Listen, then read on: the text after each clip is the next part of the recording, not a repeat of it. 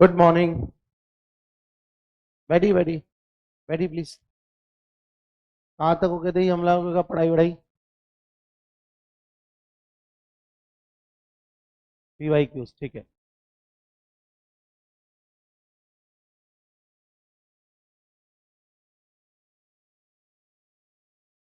GOC में कौन सा लेक्चर चल रहा था हमारा?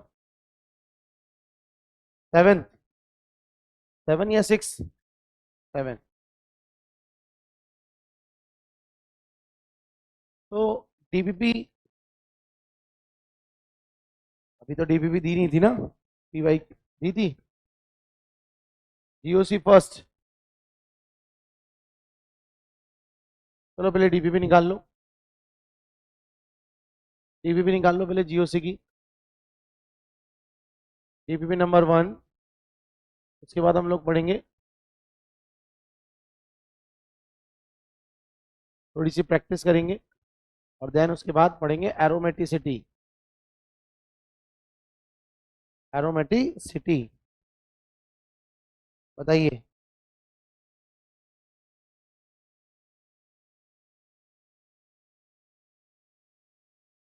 DPP number 1, question number 1 to 5 GOC की। बन रहे क्वेश्चन आप लोगों से? बताइए क्वेश्चन नंबर 1 to 5 में कोई डाउट? No problem. 5 to 10। 6। 6 वाला क्वेश्चन देखो, आपने ये बोल रहा है कि how many of the following shows minus I effect. तो ऑब्वियस बात है, कौन कौन सा माइनस आई इफेक्ट शो करेगा? तो हम कहेंगे देखो, एक तो शो करेगा CCl3, ठीक है। इसके अलावा NO2, इसके अलावा Me3+, Me3 पॉजिटिव। और क्या शो करेगा? SO3H। और O नेगेटिव नहीं करेगा, है ना? आ जाओ आ जाओ। CHO और एक Cl। कौन नहीं करेगा? एनायन। में तो क्लास में लिखवाया भाई, एनायन कभी भी माइनस आई शो कर थोड़ी करते हैं, तो प्लस आई करते हैं, आगे की तरफ रखते हैं। तो ये दोनों कौन से हैं? प्लस आई। ये सारे कौन से हैं? माइनस आई। 1 2 3 4 5 6, चेक करो कितना आंसर आ रहा है। वो छूट गया क्या? हाँ, तो OH भी आ जाएगा। OH भी आ रहा है ना, तो मैंने ध्यान नहीं दिया। तो OH भी, क्योंकि इन सबको आप ऐसे सोचो, कार्बन चेन से जोड़ोगे तो कार्बन चेन पर ये क्या इलेक्ट्रॉन विड्रॉ कर लेंगे। विड्रॉ करेंगे मतलब माइनस आई। और ये एनायन है, अगर ये एनायन नहीं होते तो ये भी माइनस आई लगाते हैं, जैसे OH CO2H, ये भी विड्रॉ करते हैं, लेकिन एनायन डोनेट करता है। केटायन विड्रॉ करेगा, एनायन डोनेट करेगा। 5 to 10 में और कोई डाउट? हो गया। अच्छा एक बात बताओ मुझे, अपना बैच का नाम है PJ101, है ना? बोलो भाई। आपको अपने मेंटोर के बारे में पता है? तो सुनो भाई, ये जो बच्चे हैं, इनका नाम मैं बोलते जा रहा हूँ, हैंड रेस करते जाना। PJ101 MA ना, प्लीज हैंड रेस करना, उसके बाद मैं बताऊंगा क्या करना है। अ, हिमांशु राजपूत, मोहम्मद अफजल अंसारी, साहिल, सुनते जाना, रतन, हैंड रेस करते जाना है ना, रतन, सुधांशु, प्लीज ध्यान सुनिएगा ना, रतन, सुधांशु, सुधांशु के बाद देवेंद्र सिंह, नहीं देवेंद्र सिंह तो ये तो दूसरे बैच में है। और आदित्य, मोहम्मद रेहान, अनिल दया शंकर बारिक, और निलॉय मोडक, ठीक है, दीपशिखा कुमारी, सूरज राणा, आ जाओ, सूरज राणा,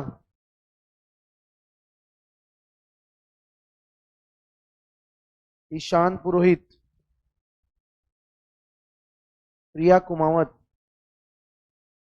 मोहम्मद साहिल, नहीं ये तो दूसरे बैच का है, प्रांजलि चतुर्वेदी, ठीक है, और साहिल, कार्तिकेय, नहीं ये भी नहीं, हर्ष कुमार पटेल, हर्ष कुमार पटेल, दीपांशु कुशवाहा,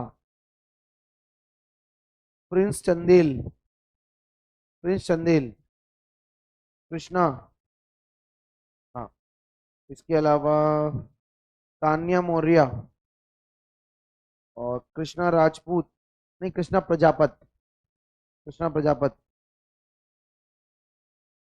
अभय यादव, जयराज विश्वकर्मा, ठीक है ठीक है, रोहित राज, रुमेली खान,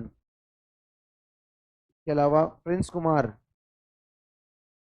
अ, यू यूजर यूसुफ, ठीक है, प्रा- प्रतीक पर नहीं, ये भी नहीं, इशिका रे, ठीक है, सयान घोष, चैतन्य भार्गव,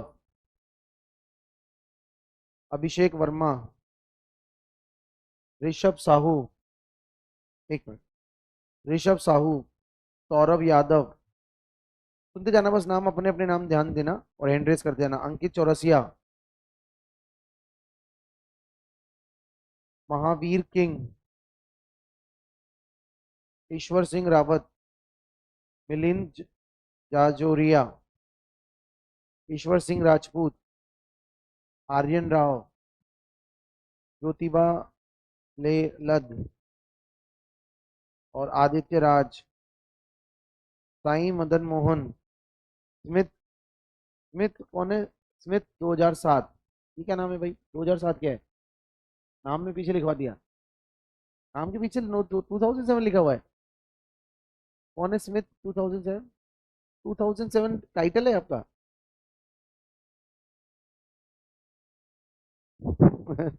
भाई वो शौक, माही गोस्वामी, युवराज निषाद, ठीक है, नितेश मौर्य, अंशिका अवस्थी, आदित्य कुमार शाह, शाह, ठीक है, प्रांजल अगल, ठीक है,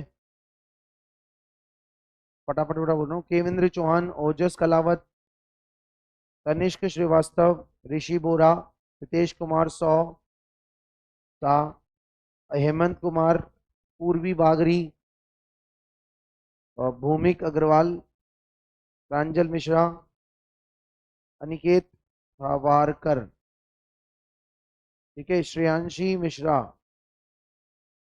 और विनय पाल, रविकांत मौर्य, मृणाल कुमार, आयुष, ईशान ठाकुर, देवीश,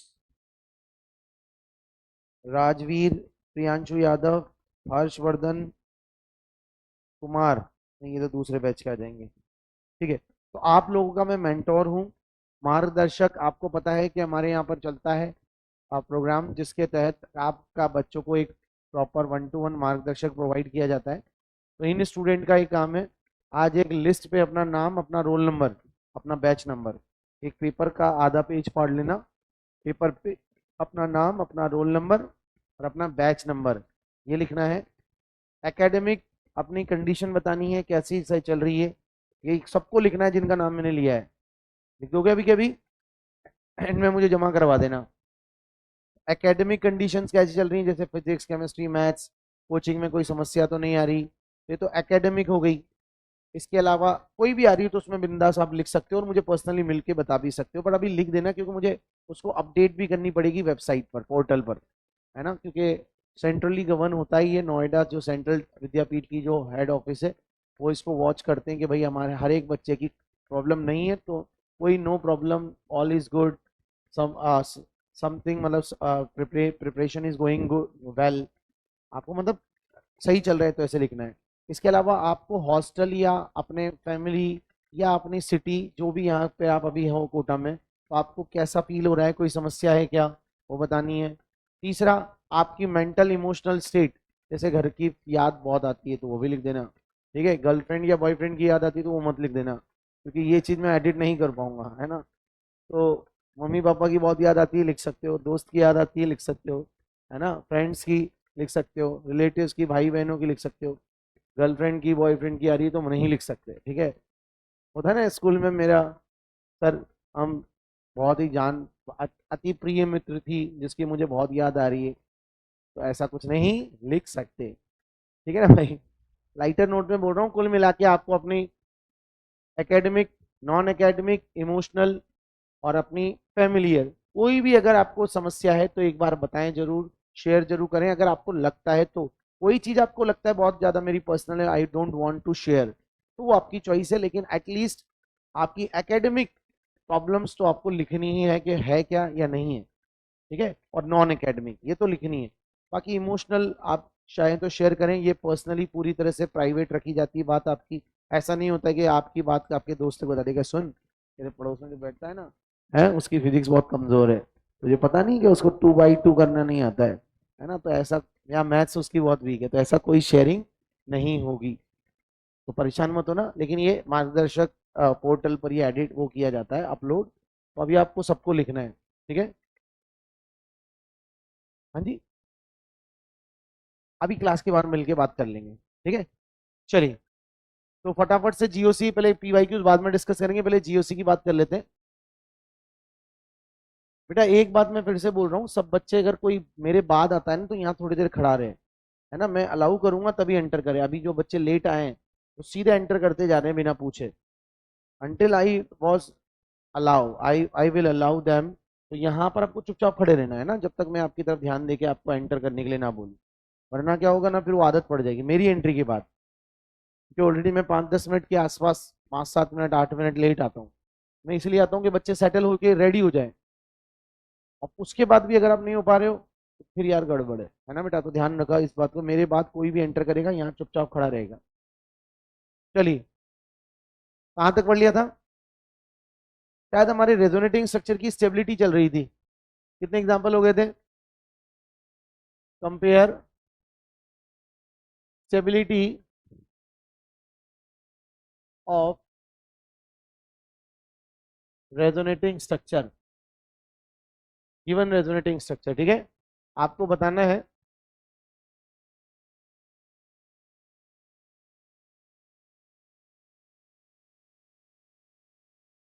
ये फिनॉक्साइड एनायन है,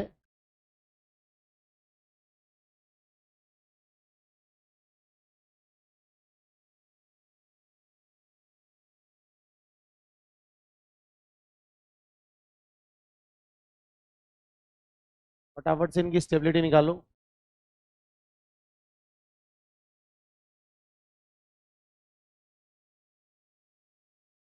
और वो रूल्स भी देख लेना।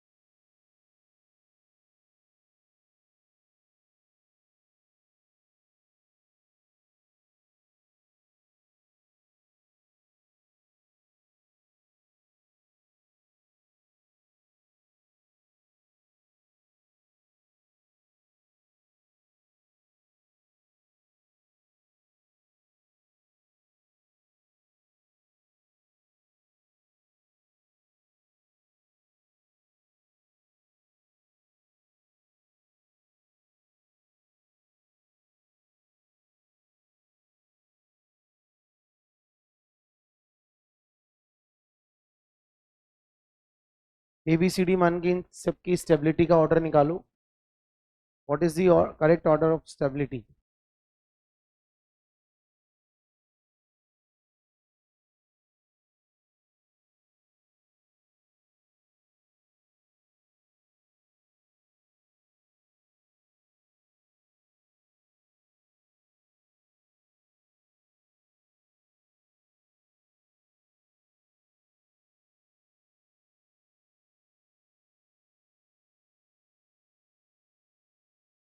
तो मुझे पेपर में लिखकर आप दे दोगे ना अभी अभी, क्लास के एंड में 2 मिनट के लिए मैं बाहर रुकूंगा। इन सारे बच्चों को अपना नाम, अपना बैच नंबर, ठीक है, अपना नाम अपना बैच नंबर और लिखकर रोल नंबर, मतलब बैच और रोल नंबर लिखकर, नाम रोल नंबर बैच नंबर लिखकर आपको अपनी पर्सनल जो भी एकेडमिक नॉन एकेडमिक अगर प्रॉब्लम है तो लिख सकते हैं, नहीं है तो नो प्रॉब्लम है, लिख सकते हैं, ठीक है।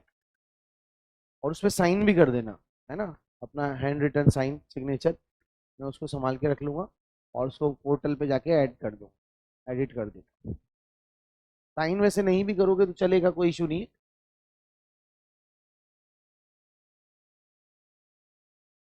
पर इंडिविजुअली खुद ही देना है ना, ऐसा नहीं कि सर मेरे दोस्त का भी आप ही रख लो। चलो बताओ भाई, पहले वाले का आंसर क्या होगा? अगर मैं इसको ए मानूं, इसको बी, इसको सी, इसको डी और इसको ई, तो क्या लगता है बच्चों? आपको याद हो तो हमने कुछ ऑर्डर पढ़ा था स्टेबिलिटी निकालने के लिए। सबसे पहला रूल क्या था? More covalent bond more stability, yes और नॉट। और कोवेलेंट बॉन्ड में क्या क्या आते हैं? Sigma bond and pi bonds. लेकिन हम मेनली किसको देखते हैं? पाई बॉन्ड, क्योंकि सिग्मा बॉन्ड तो सेम रहते हैं। अगर सिग्मा बॉन्ड भी चेंज हो रहे हैं तो उसको भी देखेंगे, और फिलहाल पाई बॉन्ड की ही बात करें। सेकंड क्या देखा था? Octet rule. सेकंड क्या देखा था? पढ़ के बोलो उसको, पहला क्या बोला था? स्टेबिलिटी निकालने के लिए रेजोनेटिंग स्ट्रक्चर की प्रायोरिटी ऑर्डर पढ़ा था। सबसे पहले क्या चेक करेंगे? Covalent bonds. फिर क्या चेक करेंगे? ऑक्टेट। उसके बाद नॉन पोलर और पोलर में ज्यादा स्टेबल कौन होगा? नॉन पोलर, जिसमें चार्ज नहीं होगा। उसके बाद पोलर लेस स्टेबल होगा। चौथा, अगर इससे भी आंसर नहीं आएगा तो नेगेटिव चार्ज मोर इलेक्ट्रोनेगेटिव पर होना चाहिए और पॉजिटिव चार्ज लेस इलेक्ट्रोनेगेटिव पर होना चाहिए, यस और नॉट। फिर हमने कहा है इसके बाद पांचवा नंबर इंडक्टिव इफेक्ट। कौन सा effect? Inductive effect. Is that clear? बोलो। तो यहां पर हम बात कर रहे हैं, इसी क्लास के हो गया, आ जाओ। इतना लेट कैसे हो गए? बैठो। तो यहाँ पर बच्चों हम लोग बात करें, ध्यान ध्यान से देखना कि यहाँ पर कोवेलेंट बॉन्ड तो सेम आ रहे हैं, उससे आंसर नहीं आएगा। बाकी सारे ही नॉन पोलर पोलर हैं, उससे भी आंसर नहीं आएगा। ऑक्टेट भी सेम आ रहा है, उससे भी नहीं आएगा। हाँ, नेगेटिव चार्ज यहाँ मोर इलेक्ट्रोनेगेटिव ऑक्सीजन पर है और यहाँ negative charge less electronegative carbon पर है। तो आपको नहीं लगता ए और ई ये तो ज्यादा स्टेबल होंगे, यस और नॉट? दोनों ही इक्वली स्टेबल होंगे क्योंकि दोनों में ही नेगेटिव चार्ज फिक्स है, ऑक्सीजन पर है, और पॉजिटिव पाई बॉन्ड बेंजीन पर है। अब आप मुझे बताइए बी और सी में ज्यादा स्टेबल कौन होगा? क्या आपको नहीं लग रहा कि सीओ ग्रुप क्या लगा रहा है? माइनस आई, और माइनस आई एनायन की स्टेबिलिटी को बढ़ाता है, और स्टेबिलिटी बढ़ाता है तो मतलब बी ज्यादा स्टेबल होगा। और बी और सी क्या, बी और डी क्या इक्वल है? बी और डी क्या इक्वल है? क्योंकि यहाँ नेगेटिव इस ऑर्थो पे, यहाँ नेगेटिव राइट वाली ऑर्थो पे, तो ये भी इक्वल हो जाएगा। अच्छा, इसके अलावा बोलो बच्चों, बोलो। क्या उसके बाद तो सी आ जाएगा, यस और नॉट? अच्छा, ये स्टेबिलिटी का ऑर्डर है तो एनर्जी का ऑर्डर उल्टा, A equal to E less than B equal to D less than C. क्या ये निकाल लोगे? तो एनर्जी का ऑर्डर पूछेगा तो पहले अपन को क्या करना है? स्टेबिलिटी निकालनी है और उल्टा कर देना है, अपोजिट कर देना है ऑर्डर, ठीक है। क्या आपने निकाल लिया था? कितने बच्चों का आ गया था ये आंसर? बहुत बढ़िया। और जिनका नहीं आया था वो अब क्लियर है? कोई समस्या? चलो अगले वाले का निकालेंगे। अच्छा हाँ, एक मिनट और बच्चों, कोई अगर इलेक्ट्रोफाइल है, कोई अगर इलेक्ट्रोफाइल है, आपसे पूछा जा रहा है कि बताइए वो इस कंपाउंड, इसको बोलते हैं फिनॉक्साइड एनायन, क्या बोलते हैं? Phenoxide anion. तो आपसे कोई पूछे फिनॉक्साइड एनायन या फिनॉक्साइड आयन के कौन सी पोजीशन पर इलेक्ट्रोफाइल अटैक करेगा, क्या आपको ये बता रखा है मैंने कि ये ऑर्थो प्रोपोजिशंस होती हैं, ये मेटा पोजिशंस होती हैं और ये पैरा पोजिशंस होती हैं, यस और नॉट? तो आप मुझे बताइए ऑर्थो मेटा पैरा में से कौन सी पोजीशन पर इलेक्ट्रोफाइल अटैक करेगा?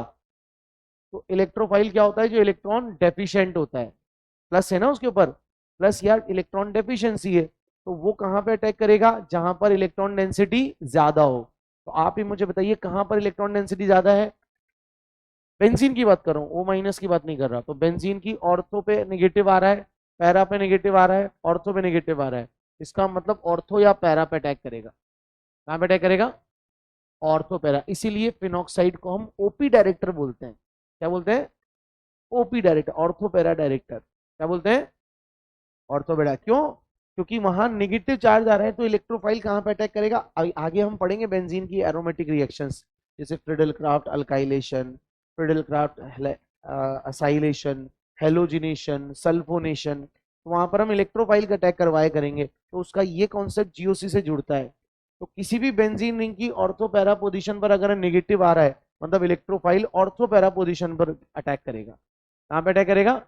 Ortho para. अगर यहाँ सोचो, अगर सोचो यहाँ नेगेटिव चार्ज की जगह यहाँ पॉजिटिव आता, क्या आता? पॉजिटिव। तो फिर बताओ मुझे, पॉजिटिव पे इलेक्ट्रोफाइल पॉजिटिव खुद अटैक करेगा, या अब वो रिलेटिवली मेटा पे अटैक करेगा? क्यों? लॉजिक समझ रहे हो मेरी बात का? भाई ऑर्थो पैरा पर अगर नेगेटिव है तो इलेक्ट्रोफाइल नेगेटिव पे जाएगा, मेटा पे नहीं जाएगा। लेकिन अगर ऑर्थो पैरा पर मान लो पॉजिटिव आ रहा है रेजोनेंस के थ्रू, तो फिर पॉजिटिव पॉजिटिव को तो रिपेल करेगा। तो फिर इसके कंपैरेटिवली हम अब अटैक कहां करवाएंगे? न्यू मेटा पर, क्योंकि कम से कम मेटा पर तो कोई चार्ज नहीं आ रहा। तो नेगेटिव और न्यूट्रल में तो ज्यादा रिच कौन होगा? नेगेटिव। लेकिन पॉजिटिव और न्यूट्रल में ज्यादा रिच न्यूट्रल। तो अगर पॉजिटिव आ रहा है ऑर्थो पैरा पर, तो आप बोलोगे मेटा डायरेक्टर होगा। कौन सा डायरेक्टर? और अगर ऑर्थो नेगेटिव आ रहा होगा ऑर्थो पैरा पे, तो फिर ओपी डायरेक्टर। ओपी मतलब ऑर्थो पैरा डायरेक्टर। बोलो बेटा, समझ में आया क्या? इस तरह के क्वेश्चन आएंगे, कर सकते हो ट्राई। मतलब आपको बेंजीन के रेजोनेटिंग स्ट्रक्चर और रेजोनेंस हाइब्रिड बना बना के देखने हैं, और आपको ट्राई करना है। कर लोगे? तो यहां पर मैं कहूंगा कि यहां लिख लेना, electrophile attacks on ortho para position. कौन सी पोजीशन? Ortho para position. इसीलिए ये ओपी डायरेक्टर होता है। कौन सा डायरेक्टर होता है? OP director. कौन? O-। O- पूछेगा आपसे, बताइए क्या है, तो आप उसको बेंजीन पे जोड़ दो। अब वो बेंजीन पर जुड़कर नेगेटिव क्रिएट कर रहा है ऑर्थो पैरा पे, तो ओपी डायरेक्टर। ऐसे ही कोई ग्रुप बेंजीन पे जुड़ता है और विड्रॉ कर रहा है इलेक्ट्रॉन और प्लस चार्ज क्रिएट कर रहा है, तो मेटा डायरेक्ट। तो कोई भी ग्रुप आपसे पूछे बताइए क्या होगा, तो उसको बेंजीन पर जोड़ दो, रेजोनेंस करवा के चेक कर लो कहां पर इलेक्ट्रॉन डेंसिटी ज्यादा कैरी हो रही है ऑर्थो मेटा पैरा में से, बस वही बन जाएगा। हाँ, ऑर्थो पैरा में ज्यादा कहां पे अटैक होगा ये अभी सवाल नहीं पूछा जाएगा, वो फिर रिएक्शन का पार्ट है। या तो ऑर्थो पैरा दोनों एक साथ ही लिखेंगे, उन दोनों में से कोई एक नहीं लिखेंगे, ठीक है। चलो इस वाले की बात करते हैं। यहाँ पर क्या आप बोल सकते हो, नेगेटिव चार्ज यहाँ से यहाँ रेजोनेंस किया। इस कंपाउंड का नाम है पायरोल। क्या नाम है? पायरोल। क्या लोन पेयर बच्चों इधर से इधर नेगेटिव रेजोनेंस करेगा, फिर यहाँ से नेगेटिव इस तरफ जाएगा, फिर यहाँ से नेगेटिव इस तरफ जाएगा, फिर यहाँ से नेगेटिव इस तरफ जाएगा, और फिर फाइनली नेगेटिव इधर से इधर आ जाएगा, तो रिपीट हो जाएगा ये। ठीक है। अब आप ही देखो, मुझे देखकर बताओ कि ये तो न्यूट्रल है, तो क्या ए की स्टेबिलिटी सबसे ज्यादा आ जाएगी? बोलो हाँ या ना। सबसे ज्यादा स्टेबल ए के बाद, ए के बाद। आप जरा ध्यान से देखो, जब इसने लोन पेयर दिया था तो देने पर इस पर क्या आ गया था? पॉजिटिव। तो पॉजिटिव और निगेटिव बताइए, पास पास अच्छे या दूर दूर अच्छे? पास पास अच्छे। क्यों? क्योंकि opposite charge attracts each other, opposite charge attracts each other, and like charge या same charge repel each other. तो रिपल्शन से स्टेबिलिटी घटती है और अट्रैक्शन से स्टेबिलिटी बढ़ती है। याद रखना, किसी भी मॉलिक्यूल में कोई सा भी रिपल्शन हो, अगर रिपल्शन हो रहा है तो स्टेबिलिटी घटेगी, और अगर अट्रैक्शन हो रहा है तो स्टेबिलिटी बढ़ेगी, क्योंकि अट्रैक्शन से एनर्जी लूज होती है, एनर्जी निकलती है, और एनर्जी निकलेगी तो एनर्जी घट जाएगी मॉलिक्यूल की, एनर्जी घटेगी तो स्टेबिलिटी बढ़ेगी। तो लिख लेना यहाँ पर, opposite charges should be closer. Opposite charge इसी के नीचे लिखना, हर क्वेश्चन के नीचे ना एक आध लाइन छोड़ के रखा करो, दूर दूर लिखा करो। जब भी जरूरत पड़ेगी हम क्लास में या घर पर उसमें कुछ एडिट कर देंगे, जो भी हमें सही एक्सप्लेनेशन लगेगा। लिखो, opposite charge should be closer and same charge should be away. Opposite charge should be closer and same charge should be away. Opposite charge मतलब क्या हो जाएगा, अपोजिट चार्ज के आगे लिख देना, लिख देगी plus and minus, plus minus लिख दो वहां पर अपोजिट चार्ज के आगे। और सेम चार्ज क्या होंगे, या तो प्लस प्लस या फिर माइनस माइनस। तो सेम चार्ज के आगे लिख देना प्लस प्लस या माइनस माइनस, या इसको हम लाइक चार्जेस भी कह सकते हैं और अपोजिट चार्ज को अनलाइक चार्जेस भी कह सकते हैं। तो अब आप मुझे बताइए, यह यहाँ पास में है तो स्टेबिलिटी ज्यादा आएगी, इसलिए मैं बोलूंगा ए के बाद कौन होगा, सी। अब उसके बाद बताओ बी और डी क्या इक्वली स्टेबल होंगे, यस और नॉट। नहीं, बी और सी और डी, सी और डी। और इसके अलावा देखो ध्यान से बी और ई, बी और ई। बोलो मेरे भाई, बोलो। देखो ये और ये सेम ही तो दिख रहे हैं, इधर है यहाँ नेगेटिव, वहां उधर चला गया। ऐसे ही यहाँ पर इधर है, यहाँ इधर चला गया। तो क्या मैं कह सकता हूँ कि इन दोनों की स्टेबिलिटी सेम, इन दोनों की स्टेबिलिटी सेम, लेकिन इन दोनों में पहले ये बाद में आएगा, ये पहले आएगा क्योंकि यहाँ पास में। चले आगे। चलो अब ये 6 ए बी सी डी दिया है मैंने, A B C D E F. बताओ जल्दी ऑर्डर, निकल गया क्या आंसर, बोलो। सबसे ज्यादा स्टेबल के बाद, ए के बाद बी या ई, ई नहीं ई, बी। ए के बाद बी, बी के बाद, बी के बाद सी, सी के बाद, सी के बाद ई, ई के बाद डी, और डी के बाद एफ। ये आंसर है भाई। अब अगर ये स्टेबिलिटी का ऑर्डर है तो एनर्जी का ऑर्डर उल्टा। एनर्जी तो बार बार लिखने की जरूरत नहीं है ना मुझे, तो अपोजिट कर ही दोगे आप, है ना, अगर पूछेगा तो। अब सुन लो एक बार, इधर देख लो बोर्ड पर। सबसे पहले क्या चेक करते हैं, कोवेलेंट बॉन्ड। इधर देखेंगे सारे बच्चे, यहाँ कितने पाई बॉन्ड है, दो ही तो है यार। एक डबल बॉन्ड में एक पाई बॉन्ड, एक पाई बॉन्ड दो। अच्छा यहाँ भी कितने पाई बॉन्ड है, दो। यहाँ कितने पाई बॉन्ड है, दो। बोलो हाँ या ना। यहाँ कितने पाई बॉन्ड है, एक। यहाँ भी एक, और यहाँ जीरो। तो सबसे लीस्ट स्टेबल तो हो जाएगा ये, और ये दो पाई बॉन्ड वाले आगे आ जाएंगे। मोर पाई बॉन्ड मोर स्टेबिलिटी। अब इसमें ये नॉन पोलर है, क्या है ये, नॉन पोलर। नॉन पोलर क्या होते हैं, जहाँ चार्ज नहीं होता है। और ये वाले पोलर हैं, ये चार्ज सेपरेशन हो चुका है, प्लस माइनस। चार्ज नहीं है तो स्टेबिलिटी ज्यादा होगी, इसलिए ए। अब इन दोनों में दो पाई बॉन्ड है, और इन दोनों में भी ज्यादा स्टेबल कौन होगा, मोर इलेक्ट्रोनेगेटिव ऑक्सीजन होता है या नाइट्रोजन। तो उस पर नेगेटिव ज्यादा स्टेबल नाइट्रोजन पे होगा या ऑक्सीजन पर, इसलिए बी ज्यादा सी से। प्लस से भी देख सकते हो, लेस इलेक्ट्रोनेगेटिव है रिलेटिवली, वहां नाइट्रोजन पर प्लस होना चाहिए, ऑक्सीजन पर नहीं होना चाहिए। फिर उसके बाद मैंने कहा कि इन दोनों में पाई बॉन्ड एक एक थे, इनमें दो थे, इसलिए ये पीछे चले गए। अब इसमें भी वैसे ही देखोगे, एन माइनस ज्यादा स्टेबल होगा या ओ माइनस। तो यहाँ पहले लिख दिया हमने ई देन डी, बोलो। फिर उसके बाद मैंने लास्ट में लिख दिया एफ। फटाफट से चेक करो, क्विक आ रहा है क्या, कंफर्म। अच्छा, क्वेश्चन ऐसे भी पूछा जा सकता है कि इन सारे आरएस में सबसे ज्यादा कंट्रीब्यूटर कौन होगा। तो बताइए, जिसकी स्टेबिलिटी ज्यादा होगी, क्या हाइब्रिड में उसके कैरेक्टर भी ज्यादा होंगे। तो क्वेश्चन ऐसे भी पूछा जा सकता है, सबसे मोस्ट कंट्रीब्यूटिंग कैरेक्टर कौन सा होगा, तो सबसे ज्यादा वाला। सबसे लीस्ट कंट्रीब्यूटिंग कैरेक्टर कौन सा होगा, आरएस कौन सा होगा, तो हम बोलेंगे लास्ट वाला। ये सारे क्वेश्चन पर ये क्वेश्चन सेम बनेंगे। ये बताइए सबसे ज्यादा कैरेक्टर किसके होंगे हाइब्रिड में, क्योंकि हाइब्रिड रियल होता था या इमेजिनरी। हाइब्रिड तो रियल होता है यार, ऐसे क्या कर रहे हो, हाइब्रिड रियल होता है या इमेजिनरी, रियल। और रेजोनेटिंग स्ट्रक्चर इमेजिनरी, तो ये सारे रेजोनेटिंग स्ट्रक्चर है। बोलो हाँ या ना। चलें आगे, पक्का, ऐसे निकालेंगे। चलो करो आगे आगे फटाफट।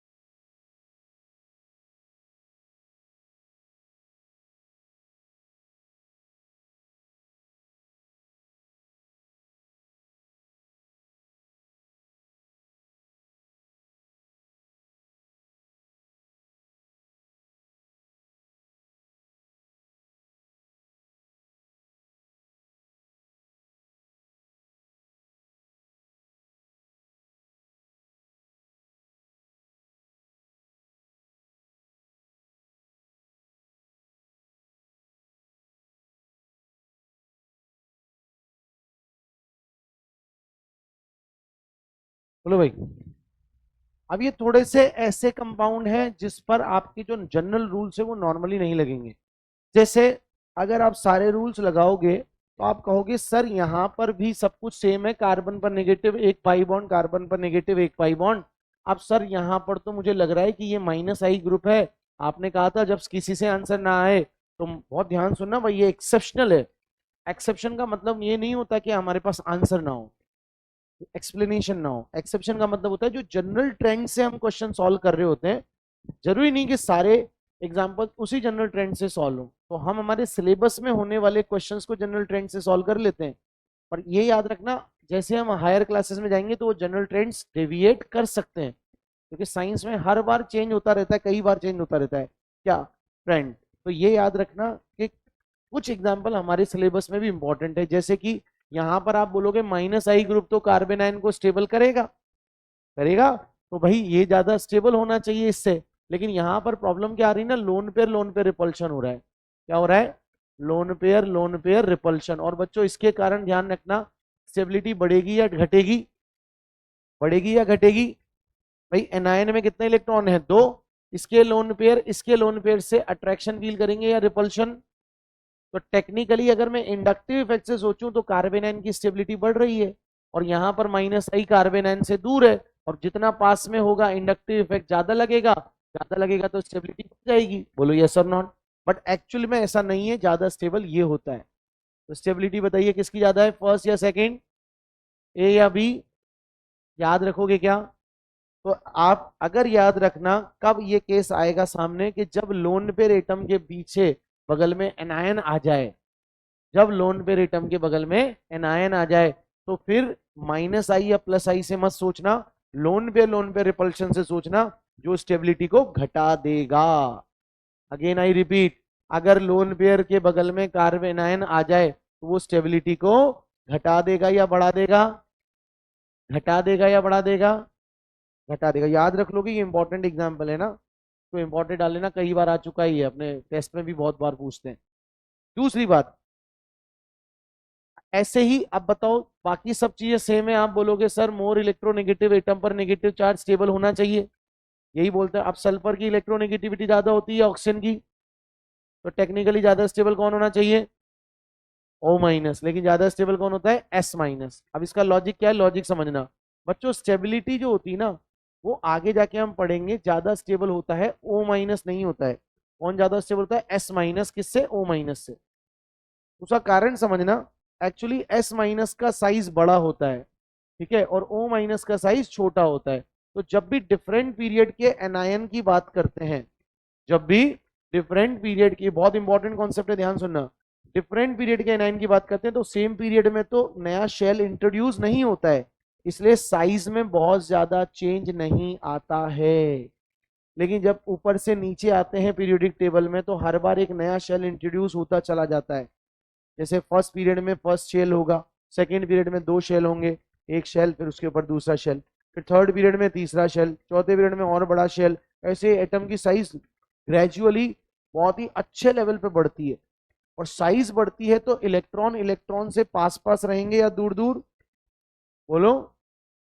मान लो 8 इलेक्ट्रॉन आपको जमाने हैं, तो छोटे एटम पर दूर दूर रहेंगे या बड़े एटम पर? इसलिए इलेक्ट्रोनेगेटिविटी का फैक्टर जनरली डोमिनेट नहीं कर पाता है, जनरली डोमिनेट नहीं कर पाता है। इसलिए याद रखिएगा, बिगर एनायन मोर स्टेबिलिटी। याद रखोगे क्या स्टेटमेंट को? बिगर एनायन मोर स्टेबिलिटी। तो बच्चों इलेक्ट्रोनेगेटिविटी से सॉल्व नहीं करेंगे। अब आप बोलोगे सर अभी तो थोड़ी देर पहले आपने किया था, ये देखो आपने कहा था O माइनस ज्यादा स्टेबल होगा N माइनस से। तो मेरे भाई ये दोनों ही सेकेंड पीरियड के थे, तो जब पीरियड सेम हो तब तो इलेक्ट्रोनेगेटिविटी कंसेप्ट लग जाएगा, no problem at all.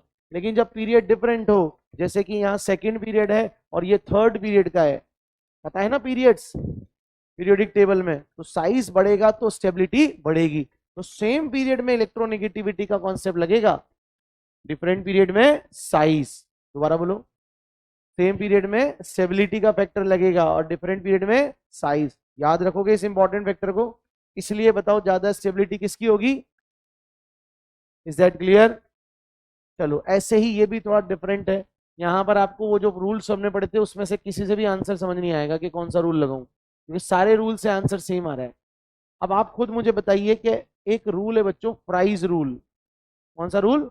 Price rule के अकॉर्डिंग जितनी ज्यादा बेंजीन रिंग होती है, वैसे वो जितने ज्यादा बेंजीन रिंग होगी एट ए टाइम, क्या आपको नहीं लगता वो ज्यादा स्टेबिलिटी प्रोवाइड करती है? क्योंकि आगे जाके हम बताएंगे कि बेंजीन रिंग एक एरोमेटिक रिंग है। कौन सी रिंग? तो किसी कंपाउंड या किसी रेजोनेटिंग स्ट्रक्चर में एट ए टाइम ज्यादा बेंजीन रिंग आ रही है, इसका मतलब उसकी स्टेबिलिटी भी ज्यादा होगी। बोलो यस और नॉट। अब बताओ यहाँ एट ए टाइम कितनी बेंजीन रिंग आई, यहाँ एट ए टाइम कितनी बेंजीन रिंग आई? एक। तो आप ही मुझे बताओ ज्यादा स्टेबल कौन, ए या बी? तो याद रखना ए, उसके बाद बी और सी तो बराबर हो जाएंगे, बी और सी बराबर हो जाएंगे। तो इसलिए याद रखना मोर बेंजीनॉइड स्ट्रक्चर मोर स्टेबिलिटी। लिख लो यहाँ पर इसके नीचे, मोर बेंजीनॉइड स्ट्रक्चर्स मोर स्टेबिलिटी। ये केस तब है जब वो पांचों रूल्स नहीं लगेंगे। ये चारों तीनों ऐसे एग्जांपल मैंने करवा दिए एक्सक्लूसिव, जो उन रूल से सॉल्व होने वालों में से नहीं है।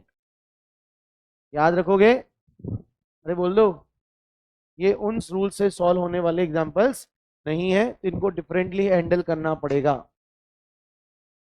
सर ऐसे और कौन से एग्जांपल्स आ सकते हैं? कोई नहीं आएंगे, नॉर्मली ये भी कम आते हैं पहले ऊपर वाले को छोड़कर। बट अगर आ गए तो भाई आप बोलोगे ना सर आपने हाई लेवल अच्छे क्वालिटी का नहीं पढ़ाया।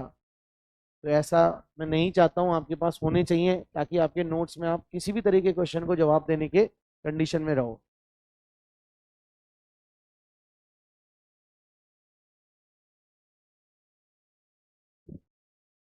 यहाँ लिख लिया मोर बेंजीनोइड स्ट्रक्चर्स मोर स्टेबिलिटी। चलें आगे, मूव कर जाएं। चलिए, अब इससे पहले कि मैं आपको वो पढ़ाऊं, क्या एरोमेटिसिटी, मैं आपको पहले मीजोमेरिक इफेक्ट समझा देता हूं। कौन सा इफेक्ट? Mesomeric effect. बच्चों मीजोमेरिक इफेक्ट को दो पार्ट में डिवाइड किया जा सकता है, या इसकी जगह हम रेजोनेंस इफेक्ट भी बोल सकते हैं। कौन सा इफेक्ट? Resonance effect.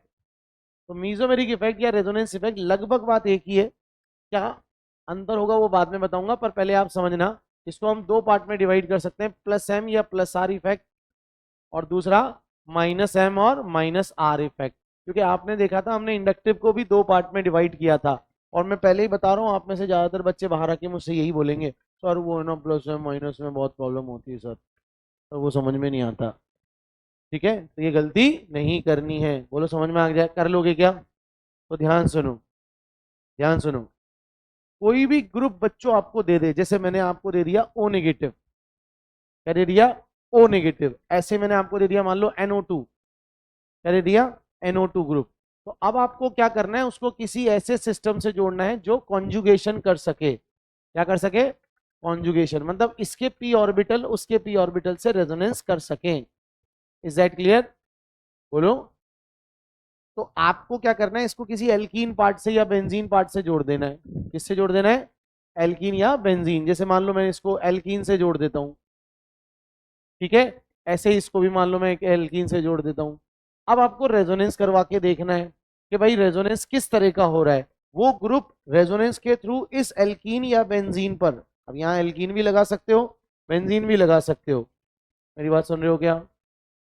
ध्यान से बैठो यार सीधे, है ना, तो बहुत इंपॉर्टेंट कॉन्सेप्ट है। बाद में आप में ज्यादातर बच्चे प्लस एम माइनस में पूरे साल भर परेशान रहते हैं, और सर वो प्लस एम था मैं तो माइनस एम सोच रहा था। सुन लेना इसको, ठीक है। रेजोनेंस सिखा दिया है, अब रेजोनेंस के through plus M minus M में डिफ्रेंशिएट कर रहे हैं। तो हम बता रहे हैं कि अगर कोई ग्रुप आपको दे दे तो इस तरफ उसको एल्कीन या बेंजीन से जोड़ दो। अब जैसे ही आप जोड़ोगे तो आप क्या करो, उसको रेजोनेंस करवा के देखो कि रेजोनेंस के थ्रू वो इलेक्ट्रॉन डोनेट कर रहा है या विड्रॉ कर रहा है। तो आप मुझे बताइए ये एनायन इस एल्कीन को इलेक्ट्रॉन डोनेट करेगा रेजोनेंस के थ्रू या विड्रॉ? आपको नहीं लग रहा कि नेगेटिव का मतलब यह होता है कि हम नेगेटिव के सामने पाई बॉन्ड ऐसे तोड़ें कि नेगेटिव के सामने क्या आ जाए? पॉजिटिव। इसका मतलब ये इलेक्ट्रॉन डोनेट कर रहा है या विड्रॉ? और ये विड्रॉ कर रहा है, यस और नॉट? यानी ये क्या कहलाएगा? प्लस एम ग्रुप, और ये क्या कहलाएगा? Minus M. ऑब्वियसली क्वेश्चन इसका नहीं पूछा था, क्वेश्चन स्टार्टिंग में मैंने इसका लिखा था। तो ओ माइनस क्या करेगा? प्लस एम या माइनस एम? प्लस एम या minus M? Plus M effect लगाएगा। और प्लस एम को ही मैं क्या कहूंगा, प्लस आर, प्लस एम को ही क्या कहूंगा, प्लस आर। अब ऐसे ही इसको बताओ, यहां पर ये NO2 एल्कीन या बेंजीन जो भी मैं यहां लगाऊंगा उससे डोनेट करेगा इलेक्ट्रॉन या विड्रॉ करेगा? आपको नहीं लग रहा? देखो, double single double, double single double. तो अब ये ऐसे तो मैं कर नहीं सकता कि इस पाई बॉन्ड को तोड़ू नहीं और सीधा डबल बॉन्ड बना दूं। अगर बना दूंगा तो दो बॉन्ड यहाँ, दो बॉन्ड यहाँ, चार, और एक बॉन्ड यहाँ, पांच। क्या नाइट्रोजन की 5 वैलेंसी पॉसिबल है? तो डायरेक्ट मुझे प्लस से बॉन्ड नहीं बनाना पड़ेगा, पहले बॉन्ड तोड़ना भी पड़ेगा क्योंकि ये फॉर्मल चार्ज है। तो मैं इस बॉन्ड को उधर तोड़ूंगा मोर इलेक्ट्रोनेगेटिव एटम की तरफ, तो यहाँ डबल बॉन्ड बन जाएगा। इसका मतलब इसका रेजोनेटिंग स्ट्रक्चर कैसा बनेगा? देखो ऐसा कुछ बनेगा। बोलो हाँ या ना, बोलो मेरे भाई। और यहाँ क्या आ जाएगा? प्लस, ये बॉन्ड इधर टूटा। इसका मतलब इसने विड्रॉ किया और इसने डोनेट किया। तो यानी अब ये माइनस एम लगा रहा है तो दूसरा क्या लगा रहा है? Plus M. देखो माइनस साइन नहीं, चार्ज नहीं होता है। माइनस का मतलब होता है किसी भी इफेक्ट के आगे मैं प्लस या माइनस लगाता हूँ। माइनस का मतलब है विड्रॉ कर रहा है, क्या कर रहा है, और प्लस का मतलब डोनेट कर रहा है। तो प्लस एम या plus R electron donating group कहलाएंगे या विड्रॉइंग, और माइनस एम वाले क्या कहलाएंगे? Electron withdrawing. Is that clear और नॉट? बोलो।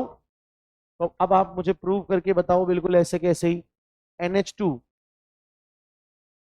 या NCH3 का होल्ड ट्वाइस, होल्ड क्यों प्लस एम ग्रुप है? बिल्कुल ऐसे जैसे मैंने बना के बताया। और ऐसे ही बताओ साइनाइड क्यों माइनस एम ग्रुप है?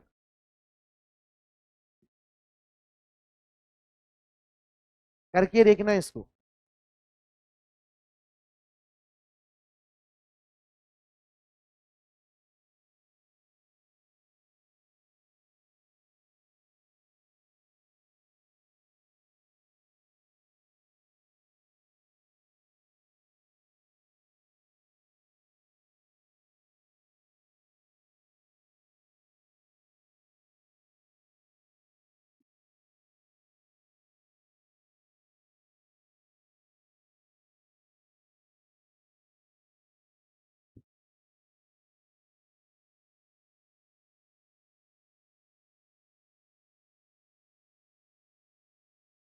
या कितने बच्चों का हो चुका है सर? डन।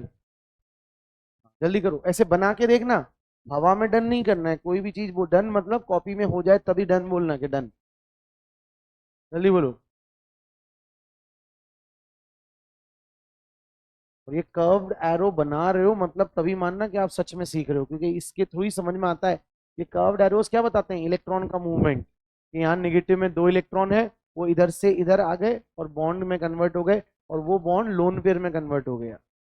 तो बॉन्ड पेयर लोन पेयर में जाते हैं और लोन पेयर बॉन्ड पेयर में जाता है। ऐसा रेजोनेंस में होता है। बोलो होता है नहीं होता? अब ऐसे ही बच्चों में इसको क्या करूंगा? किसी एल्कीन से जोड़ दूंगा, किसी बेंजीन से जोड़ दूंगा। बोलो यस और नॉट? ठीक है। अब इसको भी ऐसे ही मैं एल्कीन या बेंजीन से जोड़ दूंगा। अब आप मुझे बताओ, आपको नहीं लग रहा? देखो इधर डबल सिंगल लोन पेयर, ये तो केस 2 है, पढ़ा था हमने। व्हेन लोन पेयर या anion is in conjugation with pi bond, याद है केस 2? तो लोन पेयर के सामने आप क्या करते हो? पाई बॉन्ड को ऐसे तोड़ते हो। बोलो हाँ या ना? तभी तो बॉन्ड इधर टूट के यहाँ प्लस आएगा, और प्लस आते ही तो लोन पेयर अंदर आएगा। इसका मतलब ये डोनेट कर रहा है या विड्रॉ? यानी प्लस एम या माइनस एम? और ये क्या होगा? माइनस। भाई इसने डोनेट किया तो इसने विड्रॉ कर लिया। अब आप मुझे बताइए, यहाँ डबल सिंगल ट्रिपल आ रहा है, लोन पेयर तो उधर चला गया। तो डबल सिंगल ट्रिपल मतलब आपको नहीं लग रहा ये ऐसे रेजोनेंस होगा? क्योंकि सबसे पहले आप ये वाला बॉन्ड तोड़ोगे, मोर इलेक्ट्रोनेगेटिव एटम पर नेगेटिव चार्ज, तो यहाँ प्लस आएगा और प्लस और माइनस बॉन्ड बना लेंगे। मतलब ये डोनेट करेगा या विड्रॉ? प्लस एम या minus M? Minus M. Minus M करेगा ना, विड्रॉ कर लिया। और ये माइनस एम है तो ये क्या है? Plus M. बोलो। इसका मतलब, इसका मतलब बच्चों एक खास बात और पता लगी, अगर मैं इसको थोड़ा छोटा कर दूं, ध्यान देना। इसका मतलब एक बात और पता लगी, वो क्या? लॉजिक समझना। ये जो एल्कीन होती है, एल्कीन और बेंजीन, ये ऐसे ग्रुप हैं जो बच्चों प्लस एम माइनस एम दोनों लगा सकते हैं, डिपेंडिंग अपॉन द कंडीशन के किस टाइप के ग्रुप इससे जुड़ रहे हैं। अगर एल्कीन पर प्लस एम वाले ग्रुप जुड़ेंगे तो एल्कीन क्या लगाएगी? Minus M. और अगर एल्कीन पर माइनस एम ग्रुप जुड़ेंगे तो ये क्या लगाएगी? Plus M. यानी एल्कीन या बेंजीन आपका प्लस एम माइनस एम दोनों शो कर सकता है, प्लस एम भी और माइनस एम भी। हाँ या ना? हाँ या ना?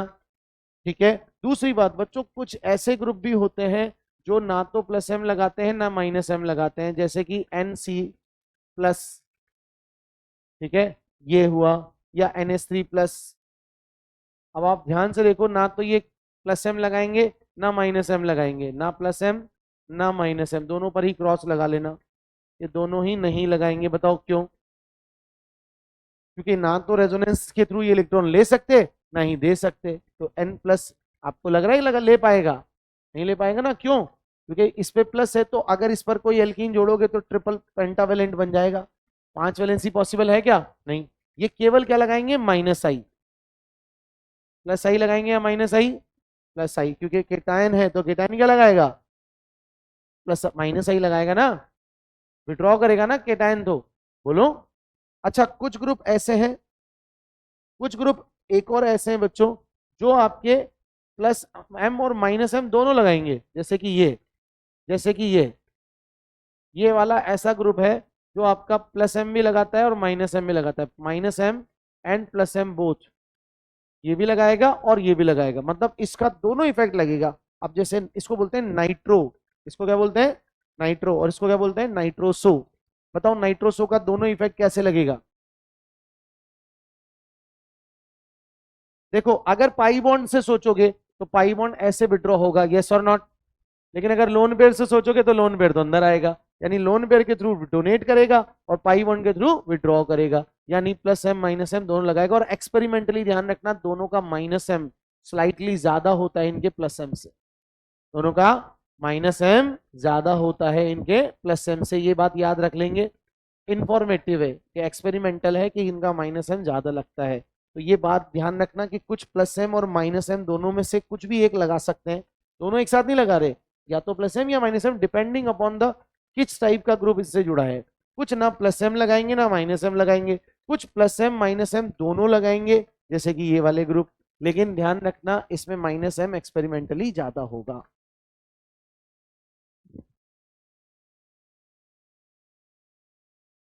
तो क्या प्लस एम माइनस एम समझ में आ गया? जहां मैं प्लस एम लिख रहा हूं बच्चों, ध्यान रखना, वहां प्लस आर भी लिखा जा सकता है, और -M की जगह -R भी लिखा जा सकता है। Is that clear? हालांकि थोड़ा सा डिफरेंस बस इतना सा है कि अभी बताऊंगा आगे, अभी पहले इतना नोट या बता ही देता हूं। देखो, M जो होता है ना, वो PP कॉन्जुगेशन ही होता है, P to P, P orbital से P ऑर्बिटल में ही। लेकिन जो रेजोनेंस है वो एक बड़ी टर्म है, उसमें P का P से, P का D से और D का D से, जैसे P पाई D पाई बैक बॉन्डिंग बताई थी, वो रेजोनेंस तो कहलाएगा लेकिन मीजोमेरिक नहीं कहलाएगा, क्योंकि मीजोमेरिक के लिए केवल पी ऑर्बिटल में ही इलेक्ट्रॉन का डीलोकलाइजेशन होना चाहिए। लेकिन अगर रेजोनेंस की बात करें तो रेजोनेंस पी में भी, पी डी में भी, डी में भी, इवन एफ ऑर्बिटल भी इन्वॉल्व है। अगर मान लो, वैसे तो वो नहीं हमारे सिलेबस में, पर मान लो है, तो वो सारी बड़ी, मतलब रेजोनेंस एक बड़ा अम्ब्रेला है, उसके अंदर एक छोटा सा पार्ट है मीजोमेरिक इफेक्ट। बट एक्चुअली इतना डिफरेंस नहीं पूछा जाता है, क्योंकि मीजोमेरिक में ही काम खत्म हो जाता है हमारा। तो हम तो ये माने कि mesomeric resonance almost same thing. जोर से बोलो। हाँ, मीजोमेरिक में पीपी का कॉन्जुगेशन होगा, और उसमें रेजोनेंस में क्या होगा? पीपी, पीडी, डीडी, मतलब सभी तरह का डीलोकलाइजेशन रेजोनेंस में काउंट किया जाएगा। हाँ जी। तो सल्फर में तो भाई मैं डी ऑर्बिटल थोड़ी यूज कर रहा हूँ सल्फर का, मैं तो सल्फर का पाई बॉन्ड यूज कर रहा हूँ, तो पाई और बॉन्ड तो पी ऑर्बिटल में ही बना होगा, ठीक है ना? और लोन पेयर भी मैं पी ऑर्बिटल का यूज कर रहा हूँ, sp ऑर्बिटल का ना। एक क्वेश्चन दे दूं? ये नोट कर लिया? सभी ने कर लिया? तो एक क्वेश्चन देता हूं। इन फॉलोइंग ग्रुप्स, ठीक है, आपको बताना है x = +M और y -M। ठीक है, प्लस एम या प्लस आर दोनों को ही काउंट कर लेना और माइनस एम माइनस आर दोनों को ही काउंट कर लेना। ठीक है, आपको बताना है।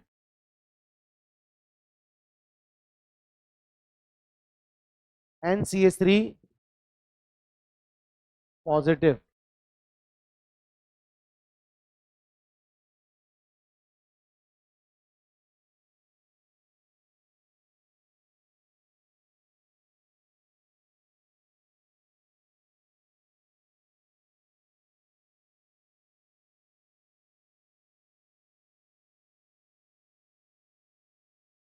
मतलब एक्स और वाई की वैल्यू कितनी होगी?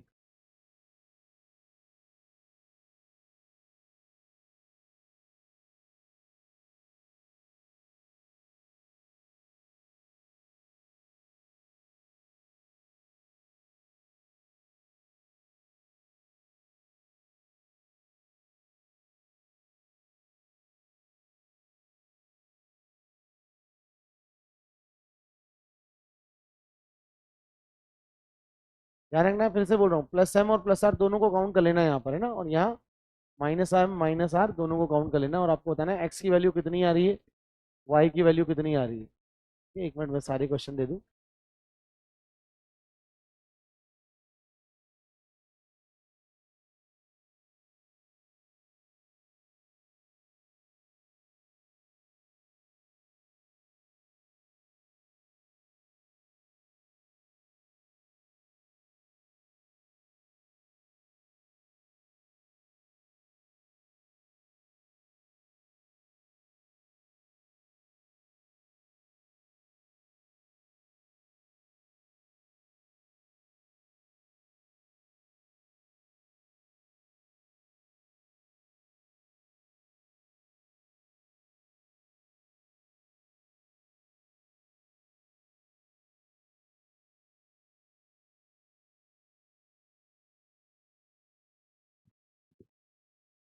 क्वेश्चन है कि फॉलोइंग जो गिवन ग्रुप्स हैं उसमें कितने प्लस एम या प्लस आर ग्रुप्स हैं और कितने minus M minus R groups हैं।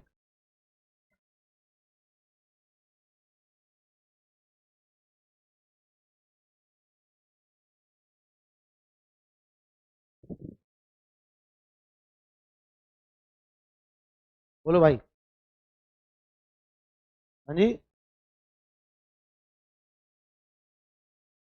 4। एक्स की वैल्यू 4 बोल रहा है भाई एक बालक, वाई की वैल्यू 5 बोल रहा है। कंफर्म करो ये सही है कि गलत है, आपके हिसाब से कोई डिफरेंट है। क्वेश्चन बेटा फटाफट करना सीखो। अगर क्वेश्चन नहीं करोगे, बहुत धीरे धीरे करोगे, तो ध्यान रखना एग्जाम में टाइम नहीं मिलता है। तो क्लास में ही शुरुआत होती है एग्जाम की प्रिपरेशन की। अगर आप क्लास में एक्टिव हैं, जल्दी रिप्लाई करते हैं, कोशिश करें जल्दी करने की, अपनी ही स्पीड को बढ़ाने की, दूसरे से मतलब नहीं कह रहा हूं मैं, लेकिन बॉडी लैंग्वेज एक्टिव दिखनी चाहिए, प्रोएक्टिव। कई बच्चे बहुत आराम से, जैसे क्वेश्चन आया तो बिल्कुल वैसे ही बिहेव कर रहे होते हैं जैसे नोट कर रहे हो। तो नोट करते समय आपको रिलैक्सेशन मिल सकता है, लेकिन क्वेश्चन करते समय you should be super active, क्योंकि याद रखिए आप एग्जाम में इस तरह के क्वेश्चन डील करेंगे।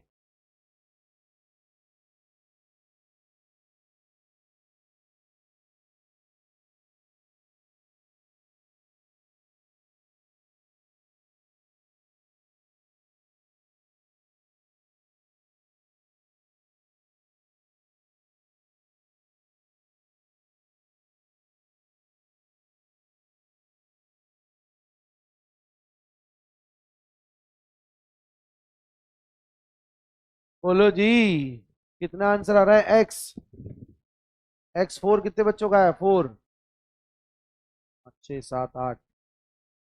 वाई वाई, वाई 5 कितने बच्चों का है? वाई 5 4 5 6, 6 बच्चों का। और बाकी बच्चे क्या, मतलब नो कमेंट्स? ऐसे क्वेश्चन को छोड़ के आने वाले हैं क्या एग्जाम में? ये क्वेश्चन आएगा इस तरह का, या तो अगले माइलस्टोन में आने वाला है, या उसके AITS जब भी होगा उसमें आएगा, क्योंकि हर साल पूछते हैं इस तरह के क्वेश्चंस। तैयार हो जाओ भाई, कुछ मत करो, इसको बेंजीन से जोड़ दो, इसको बेंजीन से जोड़ दो या एल्कीन से जोड़ दो। ये लो, अभी भी जोड़ा था ना। बोलो, क्या ये कोई सा भी इफेक्ट शो करेगा? करेगा क्या? नहीं, ये केवल माइनस आई लगाएगा, प्लस एम माइनस एम नहीं लगाएगा, क्योंकि अगर इसने बॉन्ड बना लिया, इधर कुछ पाई बॉन्ड वगैरह है नहीं, तो बॉन्ड बनते ही यहाँ पर 4 वैलेंसी तो पहले से आ रही है, 1 2 3 4 5 हो जाएगी। इसका मतलब ये कुछ भी नहीं लगाएगा, ये कुछ भी नहीं लगाएगा, बोलो हाँ या ना। अब ये कुछ नहीं लगाएगा, ये क्या लगाएगा, -m, क्योंकि ये बॉन्ड इधर टूटेगा और ये एल्कीन के बॉन्ड को खींच लेगा। ठीक वैसे ये भी मोर इलेक्ट्रोनेगेटिव की तरफ टूटेगा, अब बेंजीन के या एल्कीन के पाई बॉन्ड को खींच लेगा, विड्रॉ कर लेगा, तो -m। यहाँ भी देखिए ये बॉन्ड खींच लेगा, तो ये भी क्या लगाएगा, -m। हालांकि जब ये बॉन्ड टूटेगा तो इसके साथ दो तरह के सिस्टम रेजोनेंस में होंगे, कि ये वाला भी लेगा इससे, देखो इधर एल्कीन को भी लेगा ये, और लोन पेयर को भी लेगा।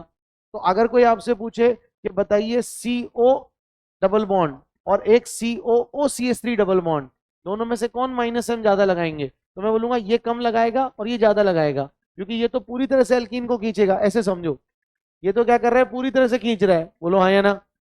लेकिन ये जब पाई बॉन्ड टूटेगा तो इस प्लस के साथ ये भी रेजोनेंस में आ जाएगा और ये भी आ जाएगा, यानी इसकी डिमांड दो साइड से पूरी हो रही है, इधर से भी इधर से भी, तो ऑब्वियसली एल्कीन से कम लेगा। भाई आपकी अगर डिमांड दो तरफ से पूरी हो रही है तो आप एक साइड से पूरा नहीं लोगे, यानी लोगे तो -m ही, लेकिन इस तरफ से आप कम लोगे, क्योंकि इसको तो पूरी तरह से एल्कीन से ही लेना है।